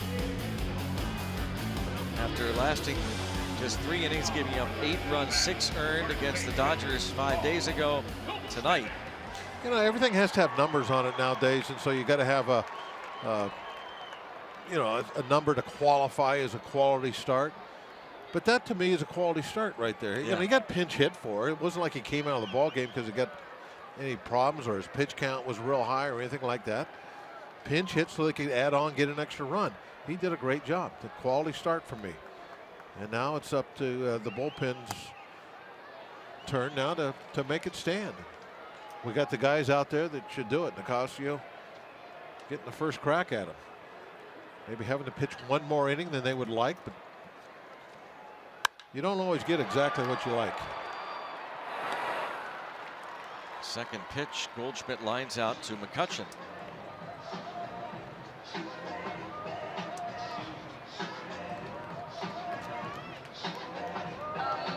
On Nicasio.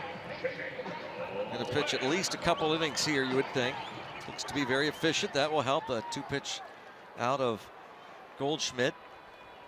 He retired all 3 D-backs hitters he faced on Thursday night. He's given up 1 run in his last 10 2/3 innings.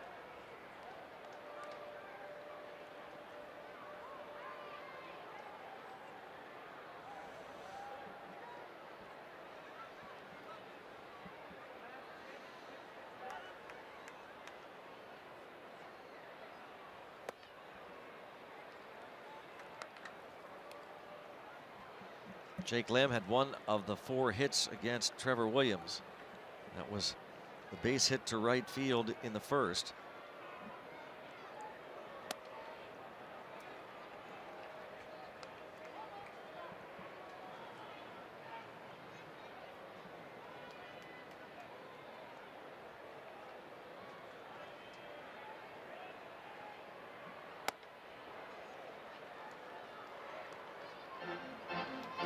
Ball, 2 strikes. It is absolutely amazing how many Pirate shirts there are in this ballpark today. They're everywhere. I went down real quick to say hi to a guy I knew in high school just before the game. I was down in just a few minutes. There are all through the concourse. There's people wearing Pirate shirts, just up and down everywhere you look. Just I was amazed. They're just all over this place.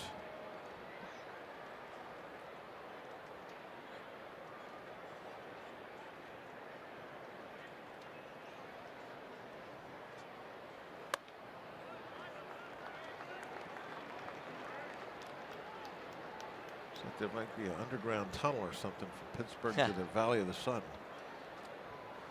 People commute.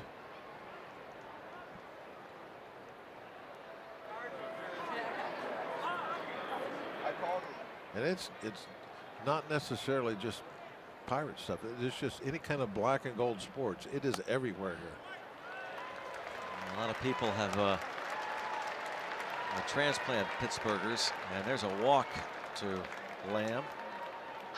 Of course, one more here in Phoenix tomorrow. Nissan Road ahead features Ivan Nova against lefty Robbie Ray. 3:30 for our pregame. Nova makes his 8th start. See that very strong earned run average of 223. That is second behind Mike Leake of the Cardinals. Robbie Ray, meanwhile, has the 8th lowest batting average against in the National League.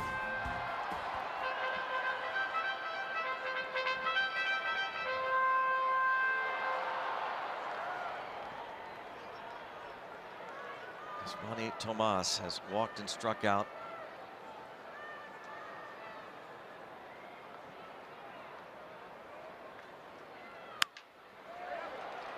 David Freese gets 1 and he gets 2. Lamb doubled off first base. You should not get doubled off first base from third base.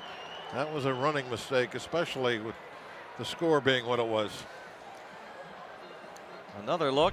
Down 4-1. This cannot happen. But it did. Inning over. 5-3 inning ending double play. The Pirates are up 4-1. They'll head to the 7th inning, and Andrew McCutchen will be leading things off.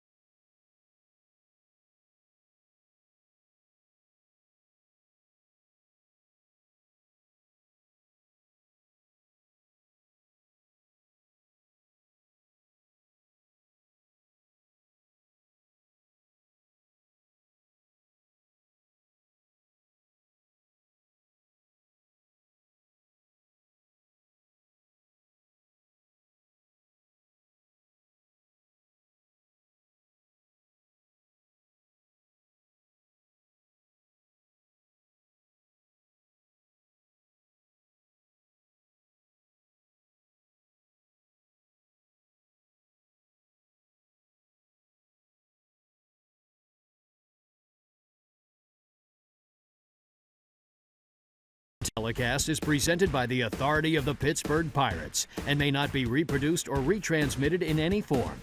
And the accounts and descriptions of this game may not be disseminated without the express written consent of the Pittsburgh Pirates. Bucks leading here 4-1 through 6. UPMC scoreboard. Andrew McCutchen ripped a double to left field to drive in a run his last time up against Taijuan Walker. New pitcher Tom Wilhelmsen. His numbers on the season been fairly busy with the 17 prior appearances. The other way, and foul. Andrew McCutchen must have known. Yeah, he got a pretty good foul read. ball. When you're looking down the line, you can see the ball moving, and you know it's not going to hang in there. And these bats are so pretty today. You don't want to throw them down, scratch them up. Yeah. So he went ahead and carried it down there. Yeah, right there, he knows it's foul. No reason to throw the bat away. I asked Jordy about they have that high gloss finish. I said, they look like they're going to be very slippery. He said that if you just pick one up, yeah, but you get them all pine tarred up and everything, and they're just fine. No problems with them.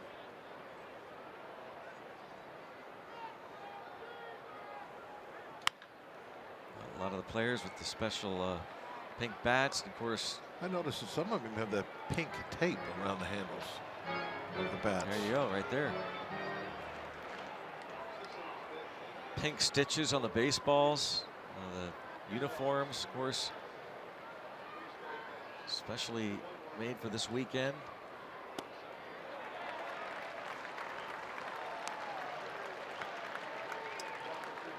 Wilhelmsen gets the strikeout.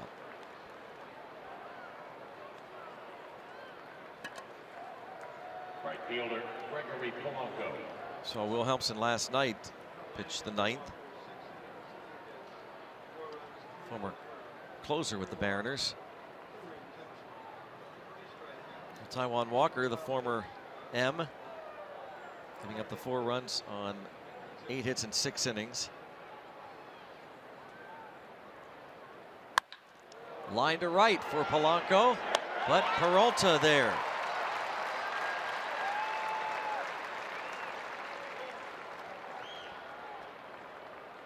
Well, now he's even. Had the squibber for the hit, and now a really nice line drive, but Peralta didn't have to go far to make the catch. Of course, he would say he's not even because Drury robbed him of a hit in the 1st. Guess I'm thinking like a pitcher. I forgot about that that play already. But he's got to feel good about the way he's swinging the bat right now. That's the bottom line. Last 3 games. And that's what I used to always try and tell the guys when they were coming off the field left or that. Yeah, I'd you were very sincere. You can't do anything more than that. Yeah. You hit it perfect, Yeah, you know. Good swing. Can't hit it better than that. And I'd give little words of encouragement. Like Andrew's doing right now. Yeah. So they would know that, yeah, you're really doing well. It just didn't turn out the way you wanted it. Bad luck.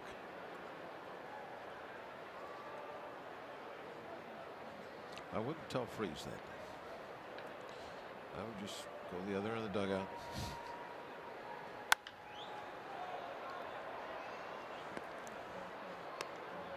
Hashtag Bob Walk stories. Yep, they're starting the hashtag. The chair quit on me, that's for sure. Feel free to jump in. Bob Walk stories expanding his bobblehead at the risk of expanding his bobblehead. No risk of that. You can just ask Greg. Very humble. He'll have one for you next year, but first things first, this coming Saturday is his 2017 bobble chair.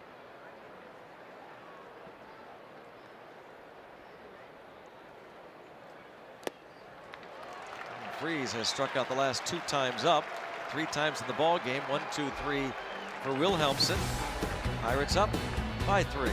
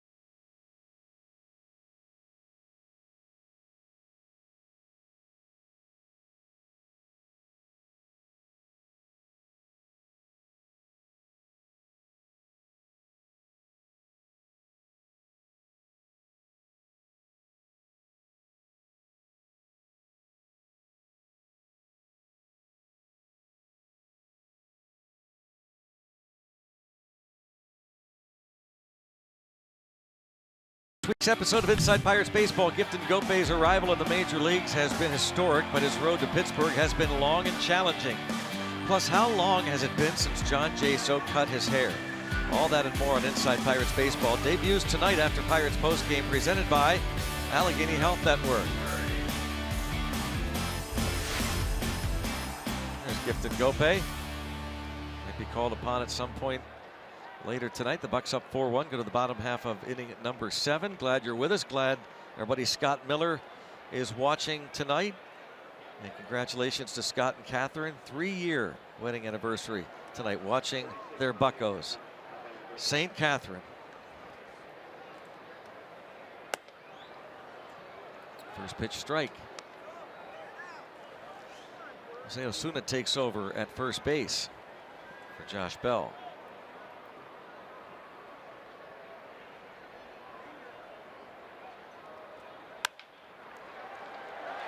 Diving try by Mercer, but it sneaks past him. Brandon Drury has his first hit. Second inning of work for Nicasio.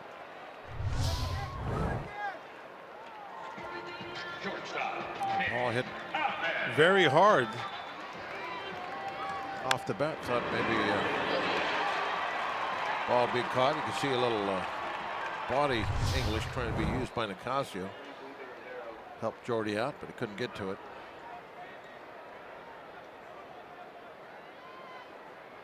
Pitchers like to do that.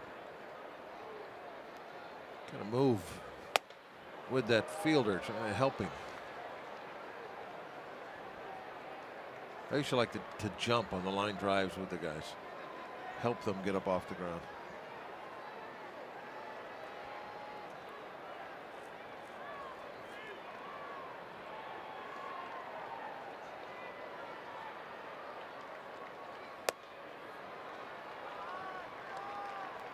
.97. That's a good fastball tonight.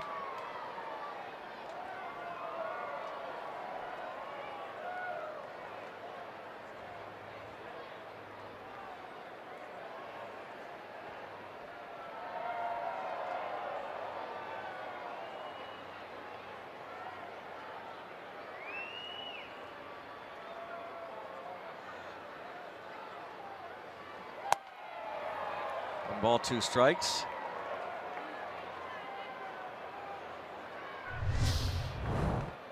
Challenged him with this one.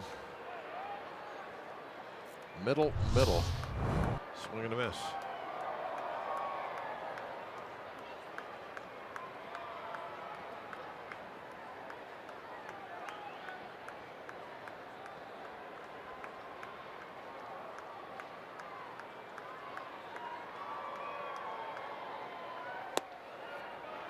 Ahmed homered leading off the second, gave the Diamondbacks a 1-0 lead. Pirates scored 2 in the 4th, another in the 5th, and their 4th in the 6th inning.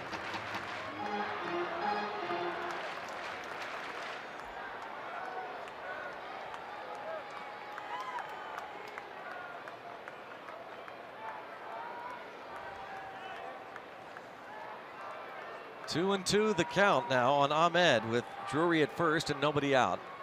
Diamondbacks batting in the 7th.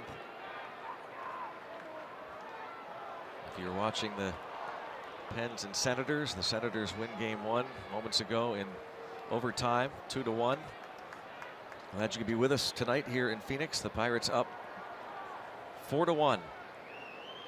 Trying to snap a 6-game losing streak. Juan Nicasio follows Trevor Williams, who went 5 innings, and a nice rebound start for him. The 1 run on 4 hits, a walk, struck out 4. And it was Ahmed who hit that home run.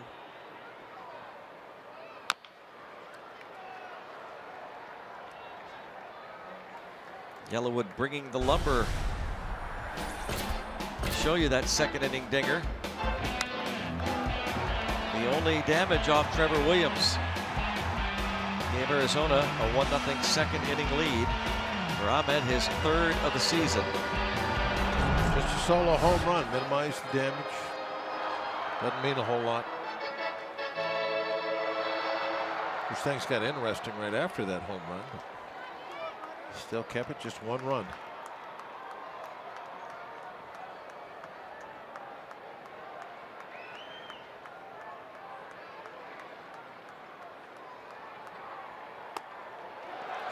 Cervelli's mitt pass ball will allow a runner to go into scoring position. Definitely overthrew that fastball.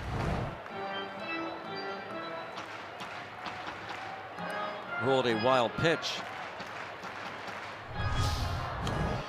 Cervelli said, "What was that?" Yeah, that was really. That was a great reaction there.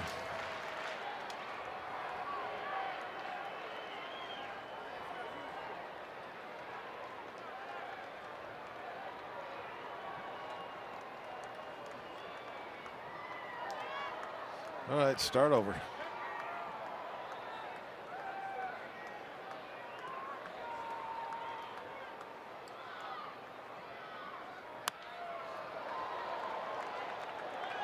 That went in.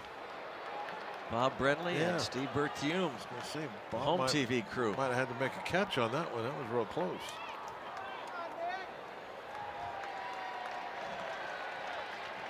So Felipe Rivero up in the bullpen.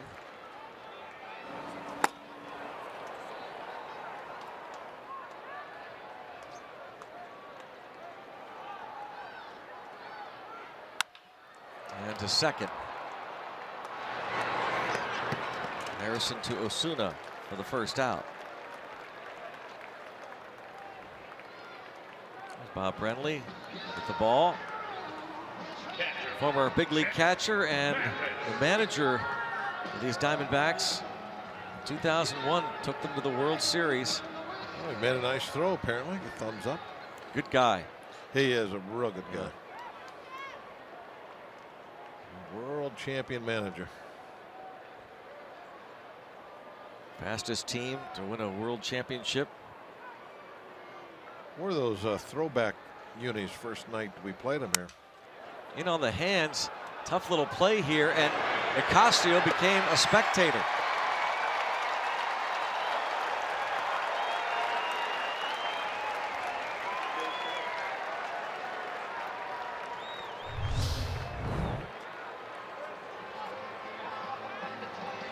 Balls popped up, and you know, it wasn't like, I was kind of thinking maybe he thought some way that Osuna was going to get back to the bag himself, but that was impossible. It just was not going to happen. He is the only guy that could have got there. I'm not sure. I really thought that he thought Osuna was going to take it himself until I saw the replay, and that could not have been in his mind. There's no way Osuna could have got back to the bag. Double switch. It's going to be it for Nicasio. Absolutely a spectator on that play. Clifton Gope will be coming on, part of the double switch. Felipe Rivero, the lefty, when we come back.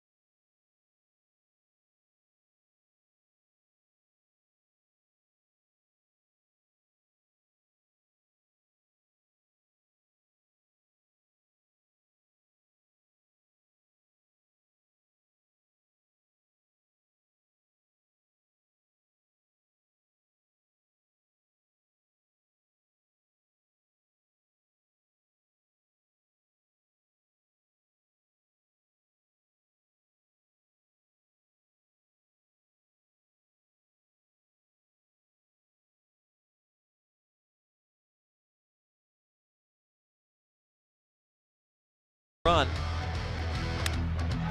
And then got this big out to end the bottom of the first. And then he went to work. The Pirates were down 1. Trevor Williams hits the ground ball, and it's booted by the second baseman, Brandon Drury. That allows a second run to score. The Pirates had tied it on a double play ball. Then Andrew McCutchen rips a double to left. Josh Harrison had started the 5th inning with a double. John Jaso then delivers a pinch hit RBI single that brought in Francisco Cervelli in the 6th inning and made the score 4-1. That's where we are. Felipe Rivero now takes over.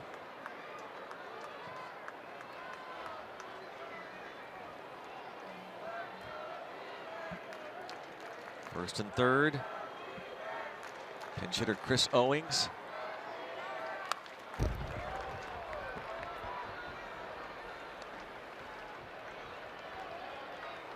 Josh Harrison has moved over to third base. This double switch has gifted Gope now at second, and Gope will hit the 9th spot of the order. And Rivero enters in the 5 hole, which had been David Freese's.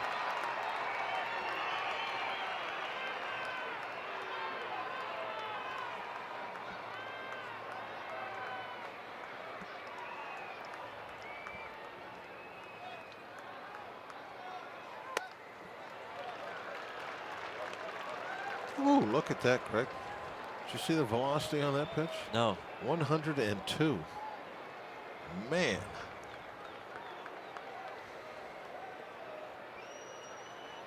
Chapman-like. Yeah, that would be his fastest, I believe, pitch of the season. They threw 2 or 3 100s in LA. A change up there, I believe. He is a different kind of power guy. He has 4 pitches when he comes in. And it's really like somebody with great starting pitcher stuff. He's got different ways, different directions he can go when he comes into the ball game. Most relievers that can throw 100 mile an hour, well, that's what you're going to get. And Rivero has that background, the starter's background, popped up, and a chance for Osuna. And Gope calling for it, but Osuna makes the catch, and there's the second out.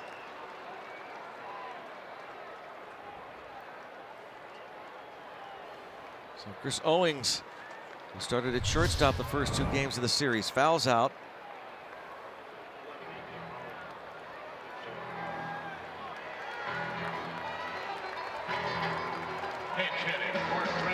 AJ Pollock now will pinch hit against Rivero, who was signed as a non-drafted free agent by the Tampa Bay Rays in 2008. And they had him starting in their minor leagues, as did the Nationals, who acquired him in a deal for pitcher Nathan Carnes. Well, you can see why. He's a 4-pitch guy. You know, if you're just scouting him and looking at his stuff, you would think, okay, yeah, we'll make this guy a starting pitcher. But the bullpen is where he has excelled at, and so keep him there. 0.47 ERA this year. I know it's very early, and ERAs, especially relievers, really can bounce around quickly, but still, that's an impressive number. Almost 20 innings of work, just 4 walks. Control has not been an issue with him.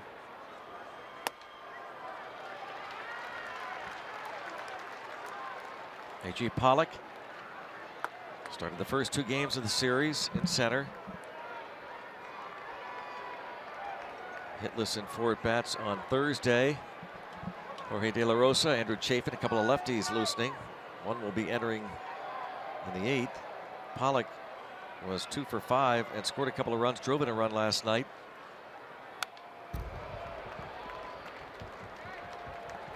There's 101 for Felipe Rivero.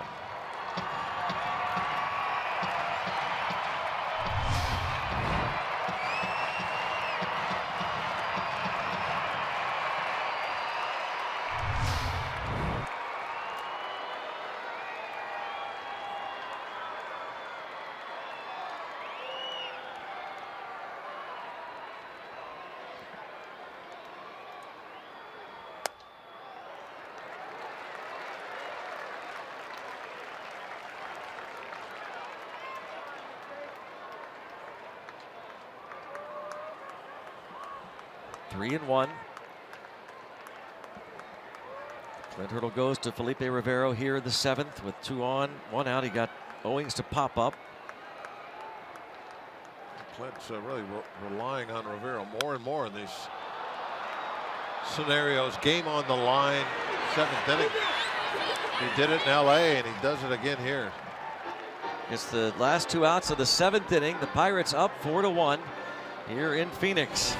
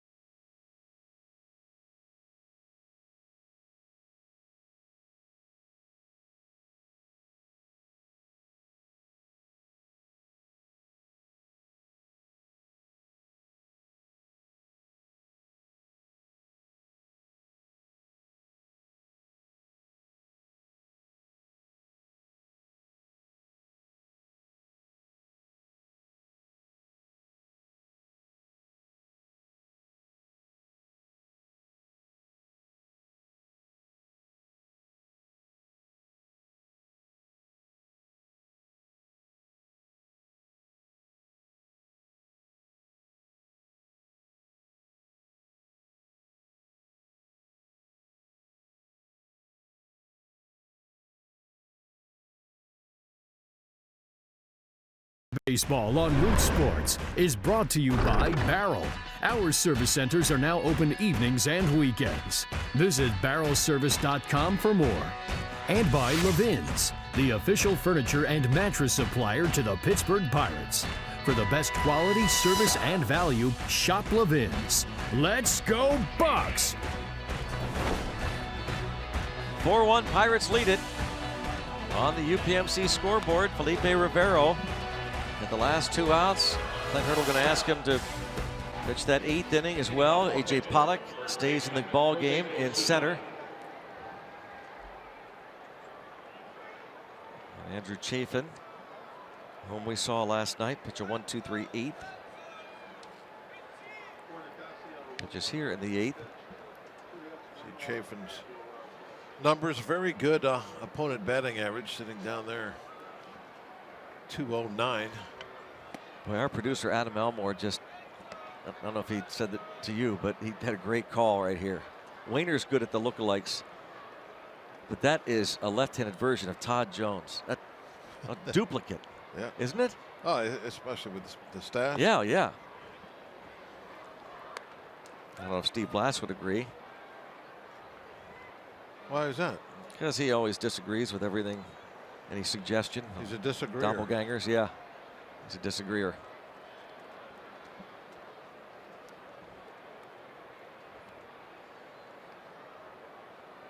With Steve, it's always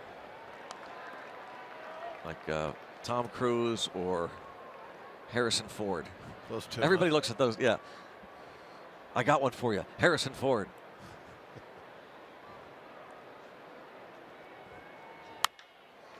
Well, I don't think that Chafin looks anything like either one of those two. They'd have to come up with a third guy. We will have to ask him because I'm sure he's got one in mind. Jose Osuna's first at bat tonight.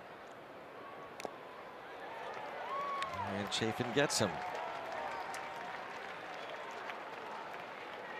He thinks he fouled it off. He's looking for some support. It sounded like a foul ball. The bench, but he's a rookie. None of them saw it. None of them saw it. So Francisco Cervelli.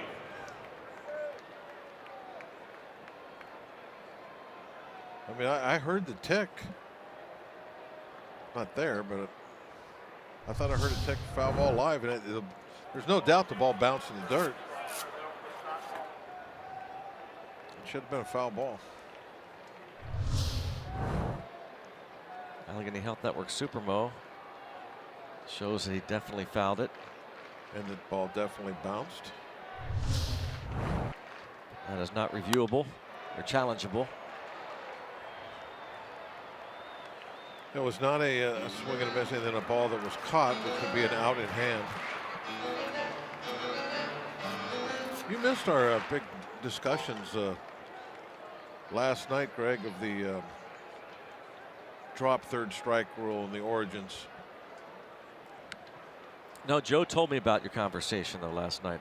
Oh, he's looking up all kinds of stories on the internet about it. Hit hard and dropped by Drury, but able to gather it in, and no error this time. But again, another hard hit ball, and all Cervelli can do is smile. I found out, Greg, that the origins of the drop third strike come from a game played in Germany.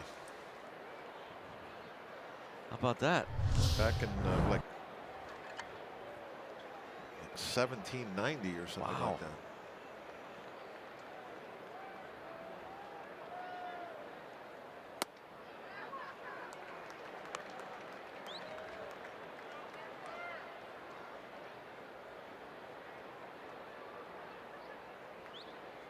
Mercer has walked twice intentionally and grounded out.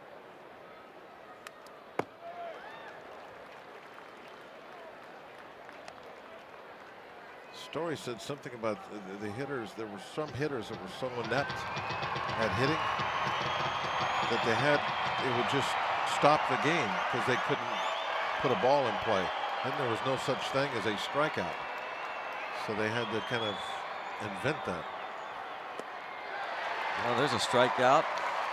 Chafin has a back-to-back outings tonight and last night with 4 strikeouts in 2 innings.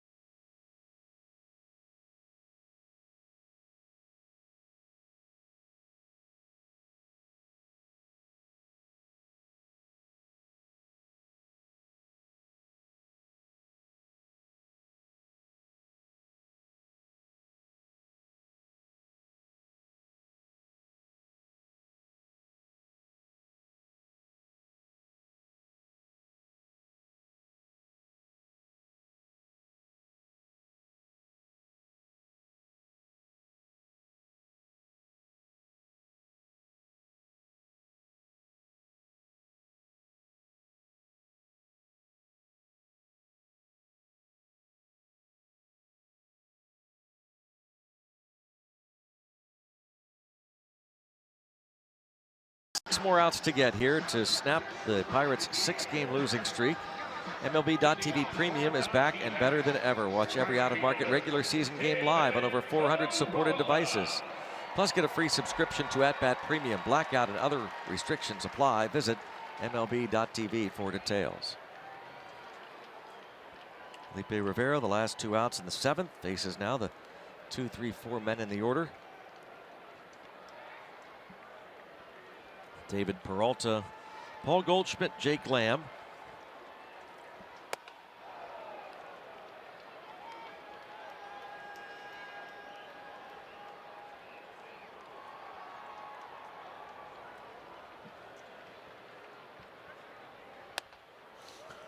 Nice combo there. You don't see hitters back away from breaking ball as much anymore, but I've noticed guys do against Rivero. Nice hop off the mound for Mercer. You will see a little leg wiggle when he starts that breaking ball at him. That big strikeout that he got in L.A., that was exactly what happened. Was it Bellringer? Is that the young kid's name there in L.A.? Bellinger, yeah. Bellringer, something like that. But that he was just overmatched when Rivero went up against him. And it looks like Bellringer can hit.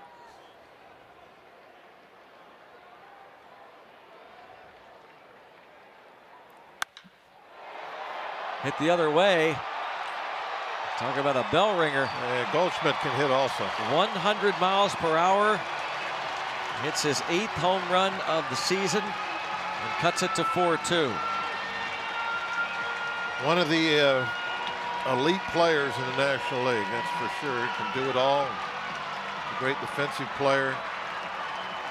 Hits with power, can hit for average.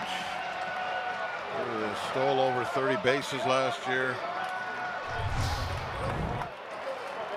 He is a dangerous man when you come in here and play the Snakes. Appreciates that from Goldschmidt. He had a couple runs to play with, so he challenged him with a 100-mile-an-hour fastball, see what you could do with it. Goldschmidt hit it out of the ballpark, so Rivero is accepting of that. Just saying, okay, yeah, you're good. You beat me. That's all.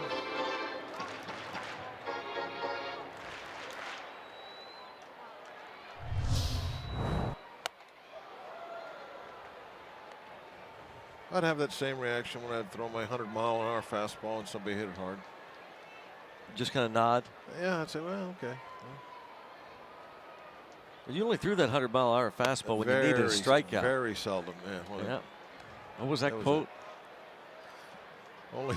Well, remember that? I only strike out people when I need to. Yeah. Should have read like, I only strike out people when a pitcher's hitting. That's what it should have said. Hashtag Bob Walk Stories. Where'd you get that? You got that from a Bob Hertzel? Hertz had written the game story for the press, the Pittsburgh Press. And your direct quote. Is that breaking ball? You know, Rivero, he strikes people out basically whenever he feels like it. That's kind of how he is. Well, that's what you said when you felt like it. No, when I had to. When you had to. Yeah. Pressed into doing it. I'm like, I got to strike somebody out here, I guess. I was all about efficiency, Greg. You know that. I know that. Quick games. Yep. Throw a lot of strikes.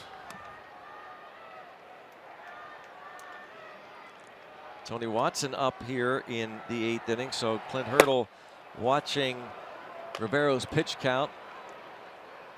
Now at 20, there will be a limit to what he would go. Using tomorrow. Yeah. Getting Watson up in case Rivero reaches that pitch limit and doesn't get a third out. But looks like he's well on his way to doing that. He's got Tomas all messed up right now. He could, whatever he wants to throw here, it looks as though he's got Tomas where he wants him.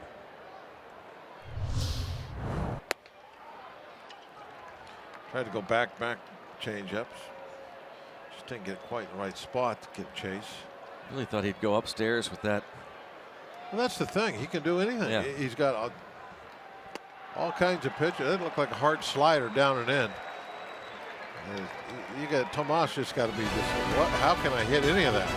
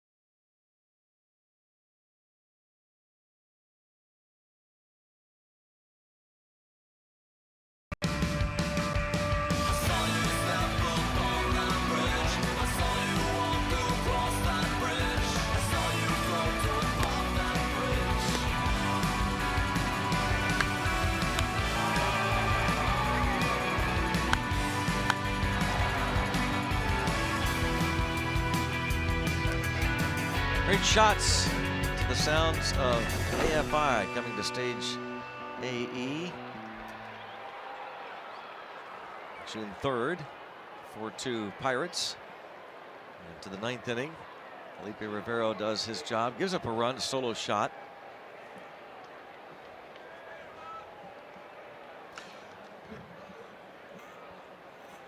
It looks like Rivero really has the right makeup for a reliever too, doesn't it? The way he can kind of just let something like a home run, solo shot, who cares, roll off his back. He's not worried about it.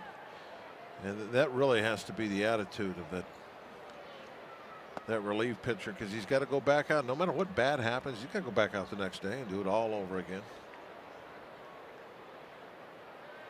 Randall Delgado.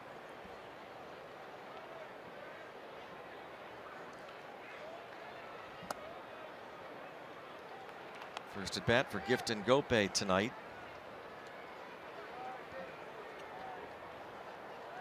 Played shortstop late in the game last night and had one at bat, bounced out.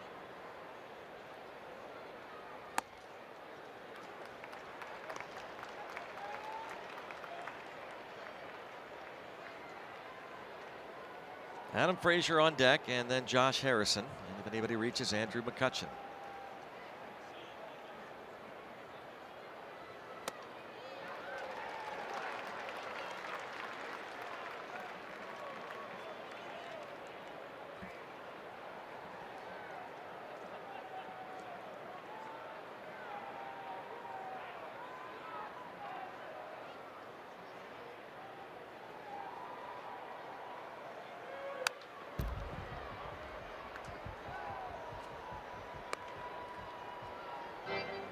Two and two on Gifton Gope.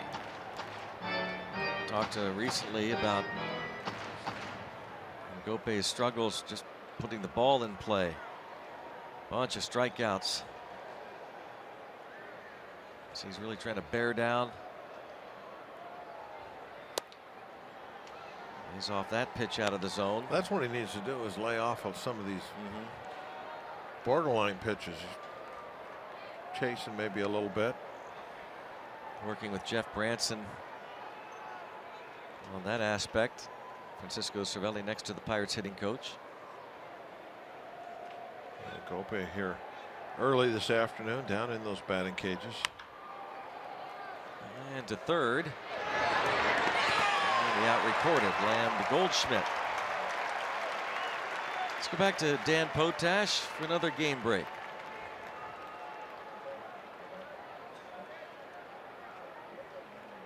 Left fielder Adam Frazier.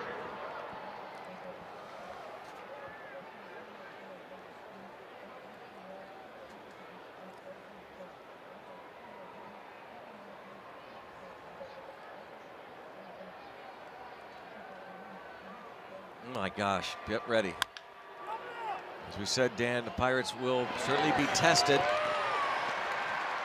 And Delgado gets over to cover, retiring Adam Frazier.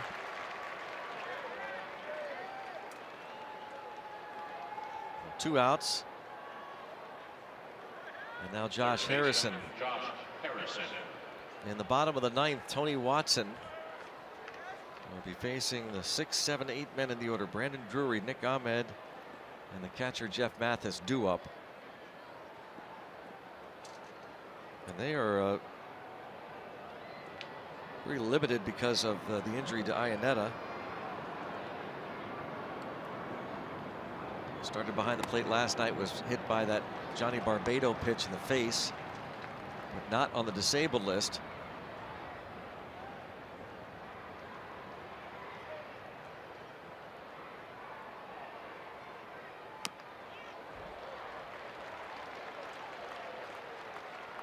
Here's the Pirates closer.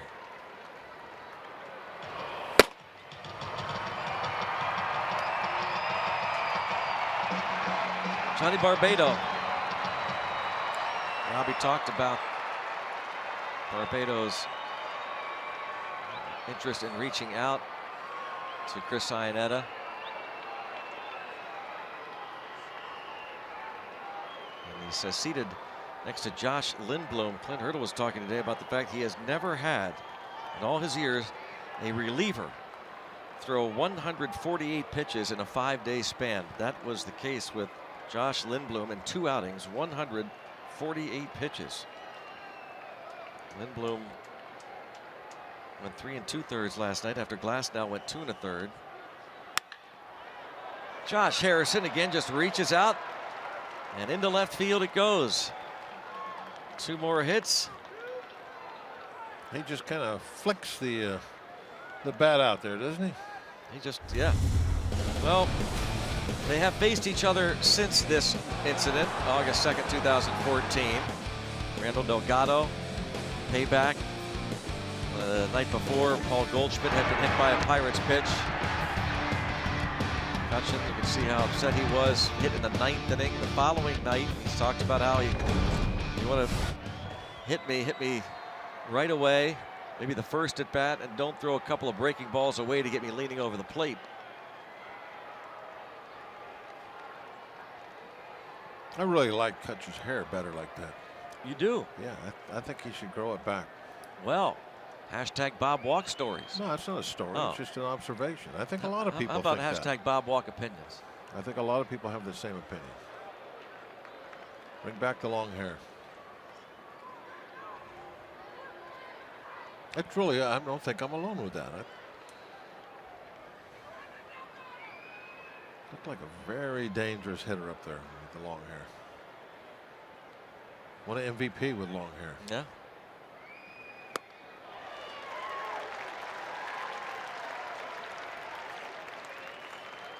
Look at that, checking that grip out. Yeah. Make sure you got enough parting tar on there. That high gloss finish on that bat can be slippery.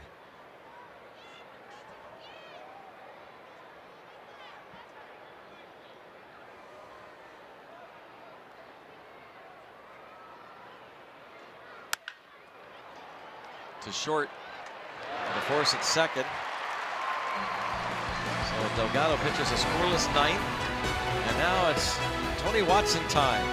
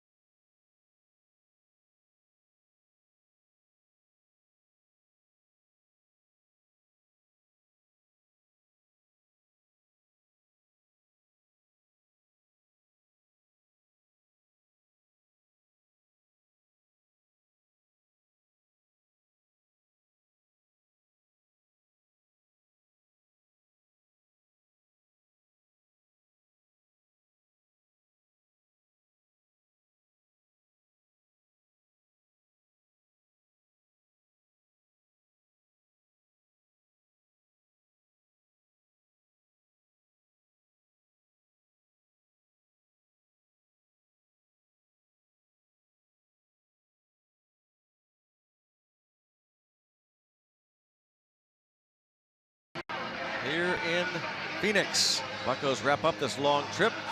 Tomorrow, game 4 of this series and the 7th game of the trip. Ivan Nova gets the call for the Pirates. He'll face off against lefty Robbie Ray. Join us at 3:30 for Pirates pregame presented by WB Mason. 3 more outs. We'll be talking about the Pirates trying to come away with a series split. Tony Watson needs to get the 3 more outs. Looking for save number 8. Yeah, Tony has done a fine job of putting away saves since he's taken that closer's job after the big trade last year. Done a good job this year. ERA down in the 1s. Got a little breathing room here. 2-run lead. He gave up a game-tying run on Tuesday night in LA, but really not all his fault because Justin Turner's fly ball was dropped by Gregory Polanco.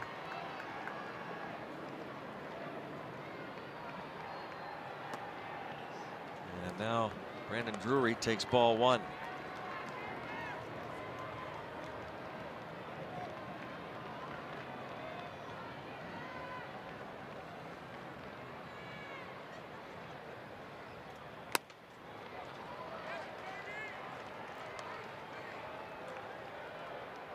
Ball, 1 strike. Tony Watson, Mother's Day special to everyone, but for Tony Watson, who lost his mom a few years ago to cancer, melanoma.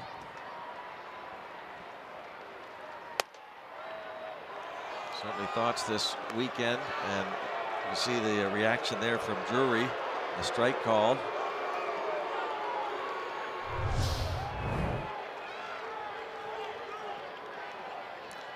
A high strike.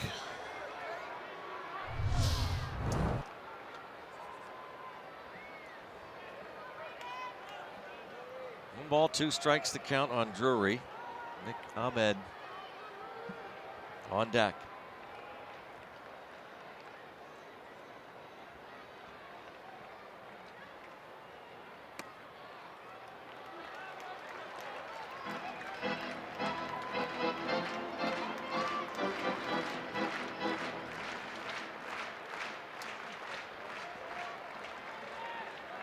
A little bit of a challenge through this offensive slump the Pirates have been in to keep Tony sharp. Over his head. Thankfully, he doesn't deflect it. Gifton Gope is there. Watson went up for it. You know what I mean, Greg? Yes. Oh, yeah.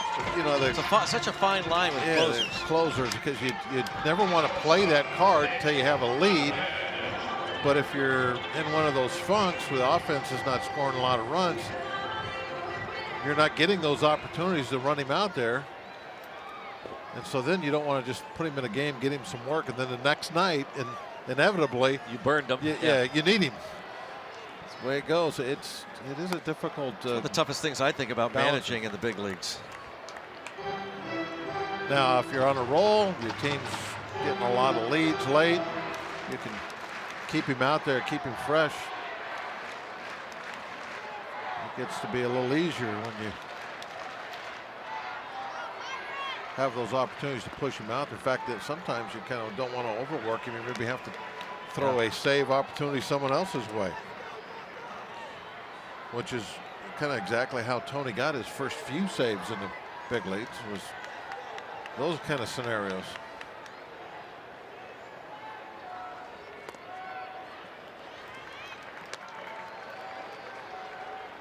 John Jaser had a pinch hit RBI single that gave the Pirates an insurance run. Very, very big hit in this game. It was in the 6th inning, made it 4-1. And now back goes Polanco. And it is a 4-3 game. Opposite field home run, a 2-homer night for Nick Ahmed. Now this one not very far. This a little bit of the cheap variety here. And not to take away anything from Ahmed, but that's the kind of home run that this park will give up that other places don't. The way the ball will travel here, and then it's just not very far out there to right field. They have that little area where you can see the people are gathering in front of that wall, where the fence is kind of moved in a little bit. A little short porch for the hitters to go after. And Ahmed able just to dump one in there. First career 2-homer game for Nick Ahmed, and now Jeff Mathis. We have talked about Jeff Mathis enough. But, this is really an opportunity to get an out, a second out, from a guy who came into this series one of the lowest career batting averages for any regular in the history of baseball. And he has 2 more hits tonight. This 34-year-old from Marietta, Florida. And that gentleman caught Couple home runs last year we were here. Ball in the air to center. This will be a second out. And now it will be up to Daniel Descalso, a veteran left-handed hitter, to pinch hit. That same gentleman, April 24th last year. There he is. Goldschmidt again. 2-homer game.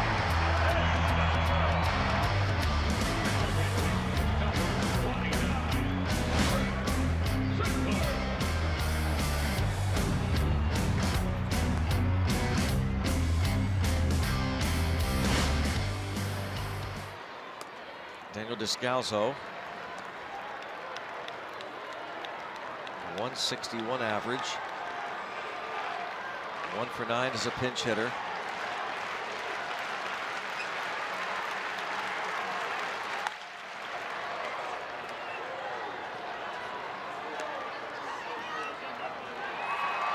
Descalso 3 for 8 in his career against Watson.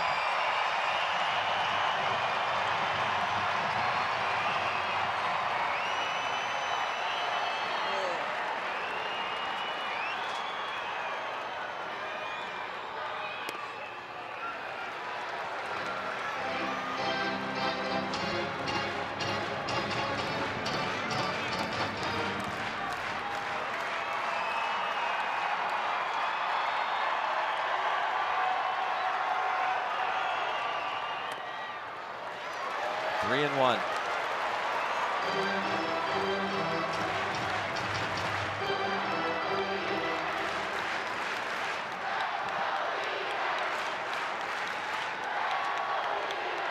$31,673. Let's go D-backs chant. And he is aboard, representing the tying run. Tony certainly didn't. I don't want to get anybody on base right there. Descalso, not somebody you would normally think of as a home run threat, but he did walk him. Chris Herman going to pinch run at first.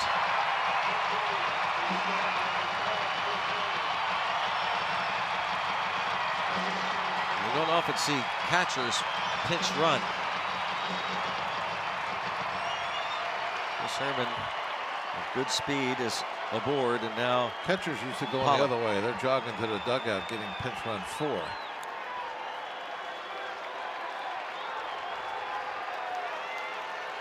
Pollock fouled out in his 7th inning at bat, did not start, came on to pinch hit and stayed in the game to play center field, and it's ball 1.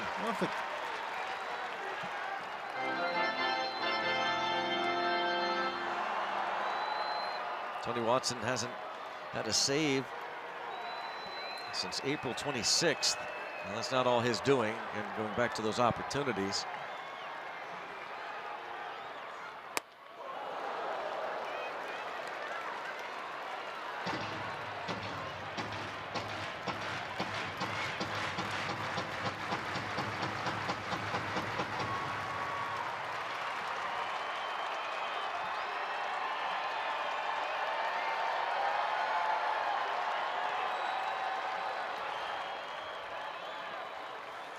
One ball, one strike. Close. Watson looking for save number 8. Greg Holland of the Colorado Rockies leads everybody with 15 saves. Wow, that was a pretty good pitch.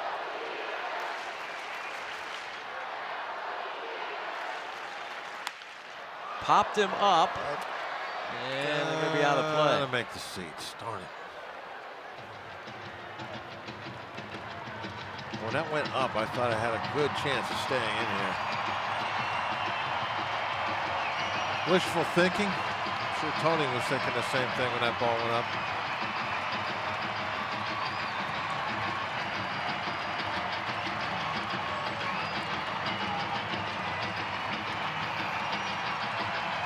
Tony Watson talking about Mother's Day and the importance of tomorrow to him. He lost his mother to cancer a few years ago. And he has become Mr. May over the years with a 129 earned run average in this month. And that didn't miss by much, but it was up. And now it's 3-2. David Peralta is on deck, and a free pass allows that tying run to move up into scoring position and puts the winning run on.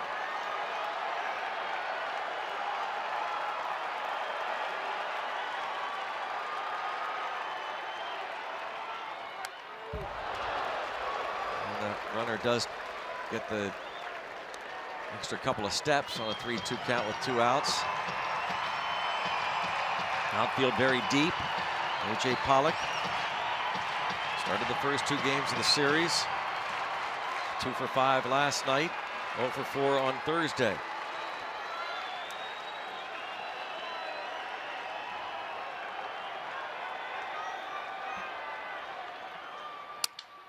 Broken bat pop up. Rays the Jolly Roger in Phoenix. Tony Watson picks up the save. The Pirates end the 6-game losing streak, and they beat the D-backs 4-3.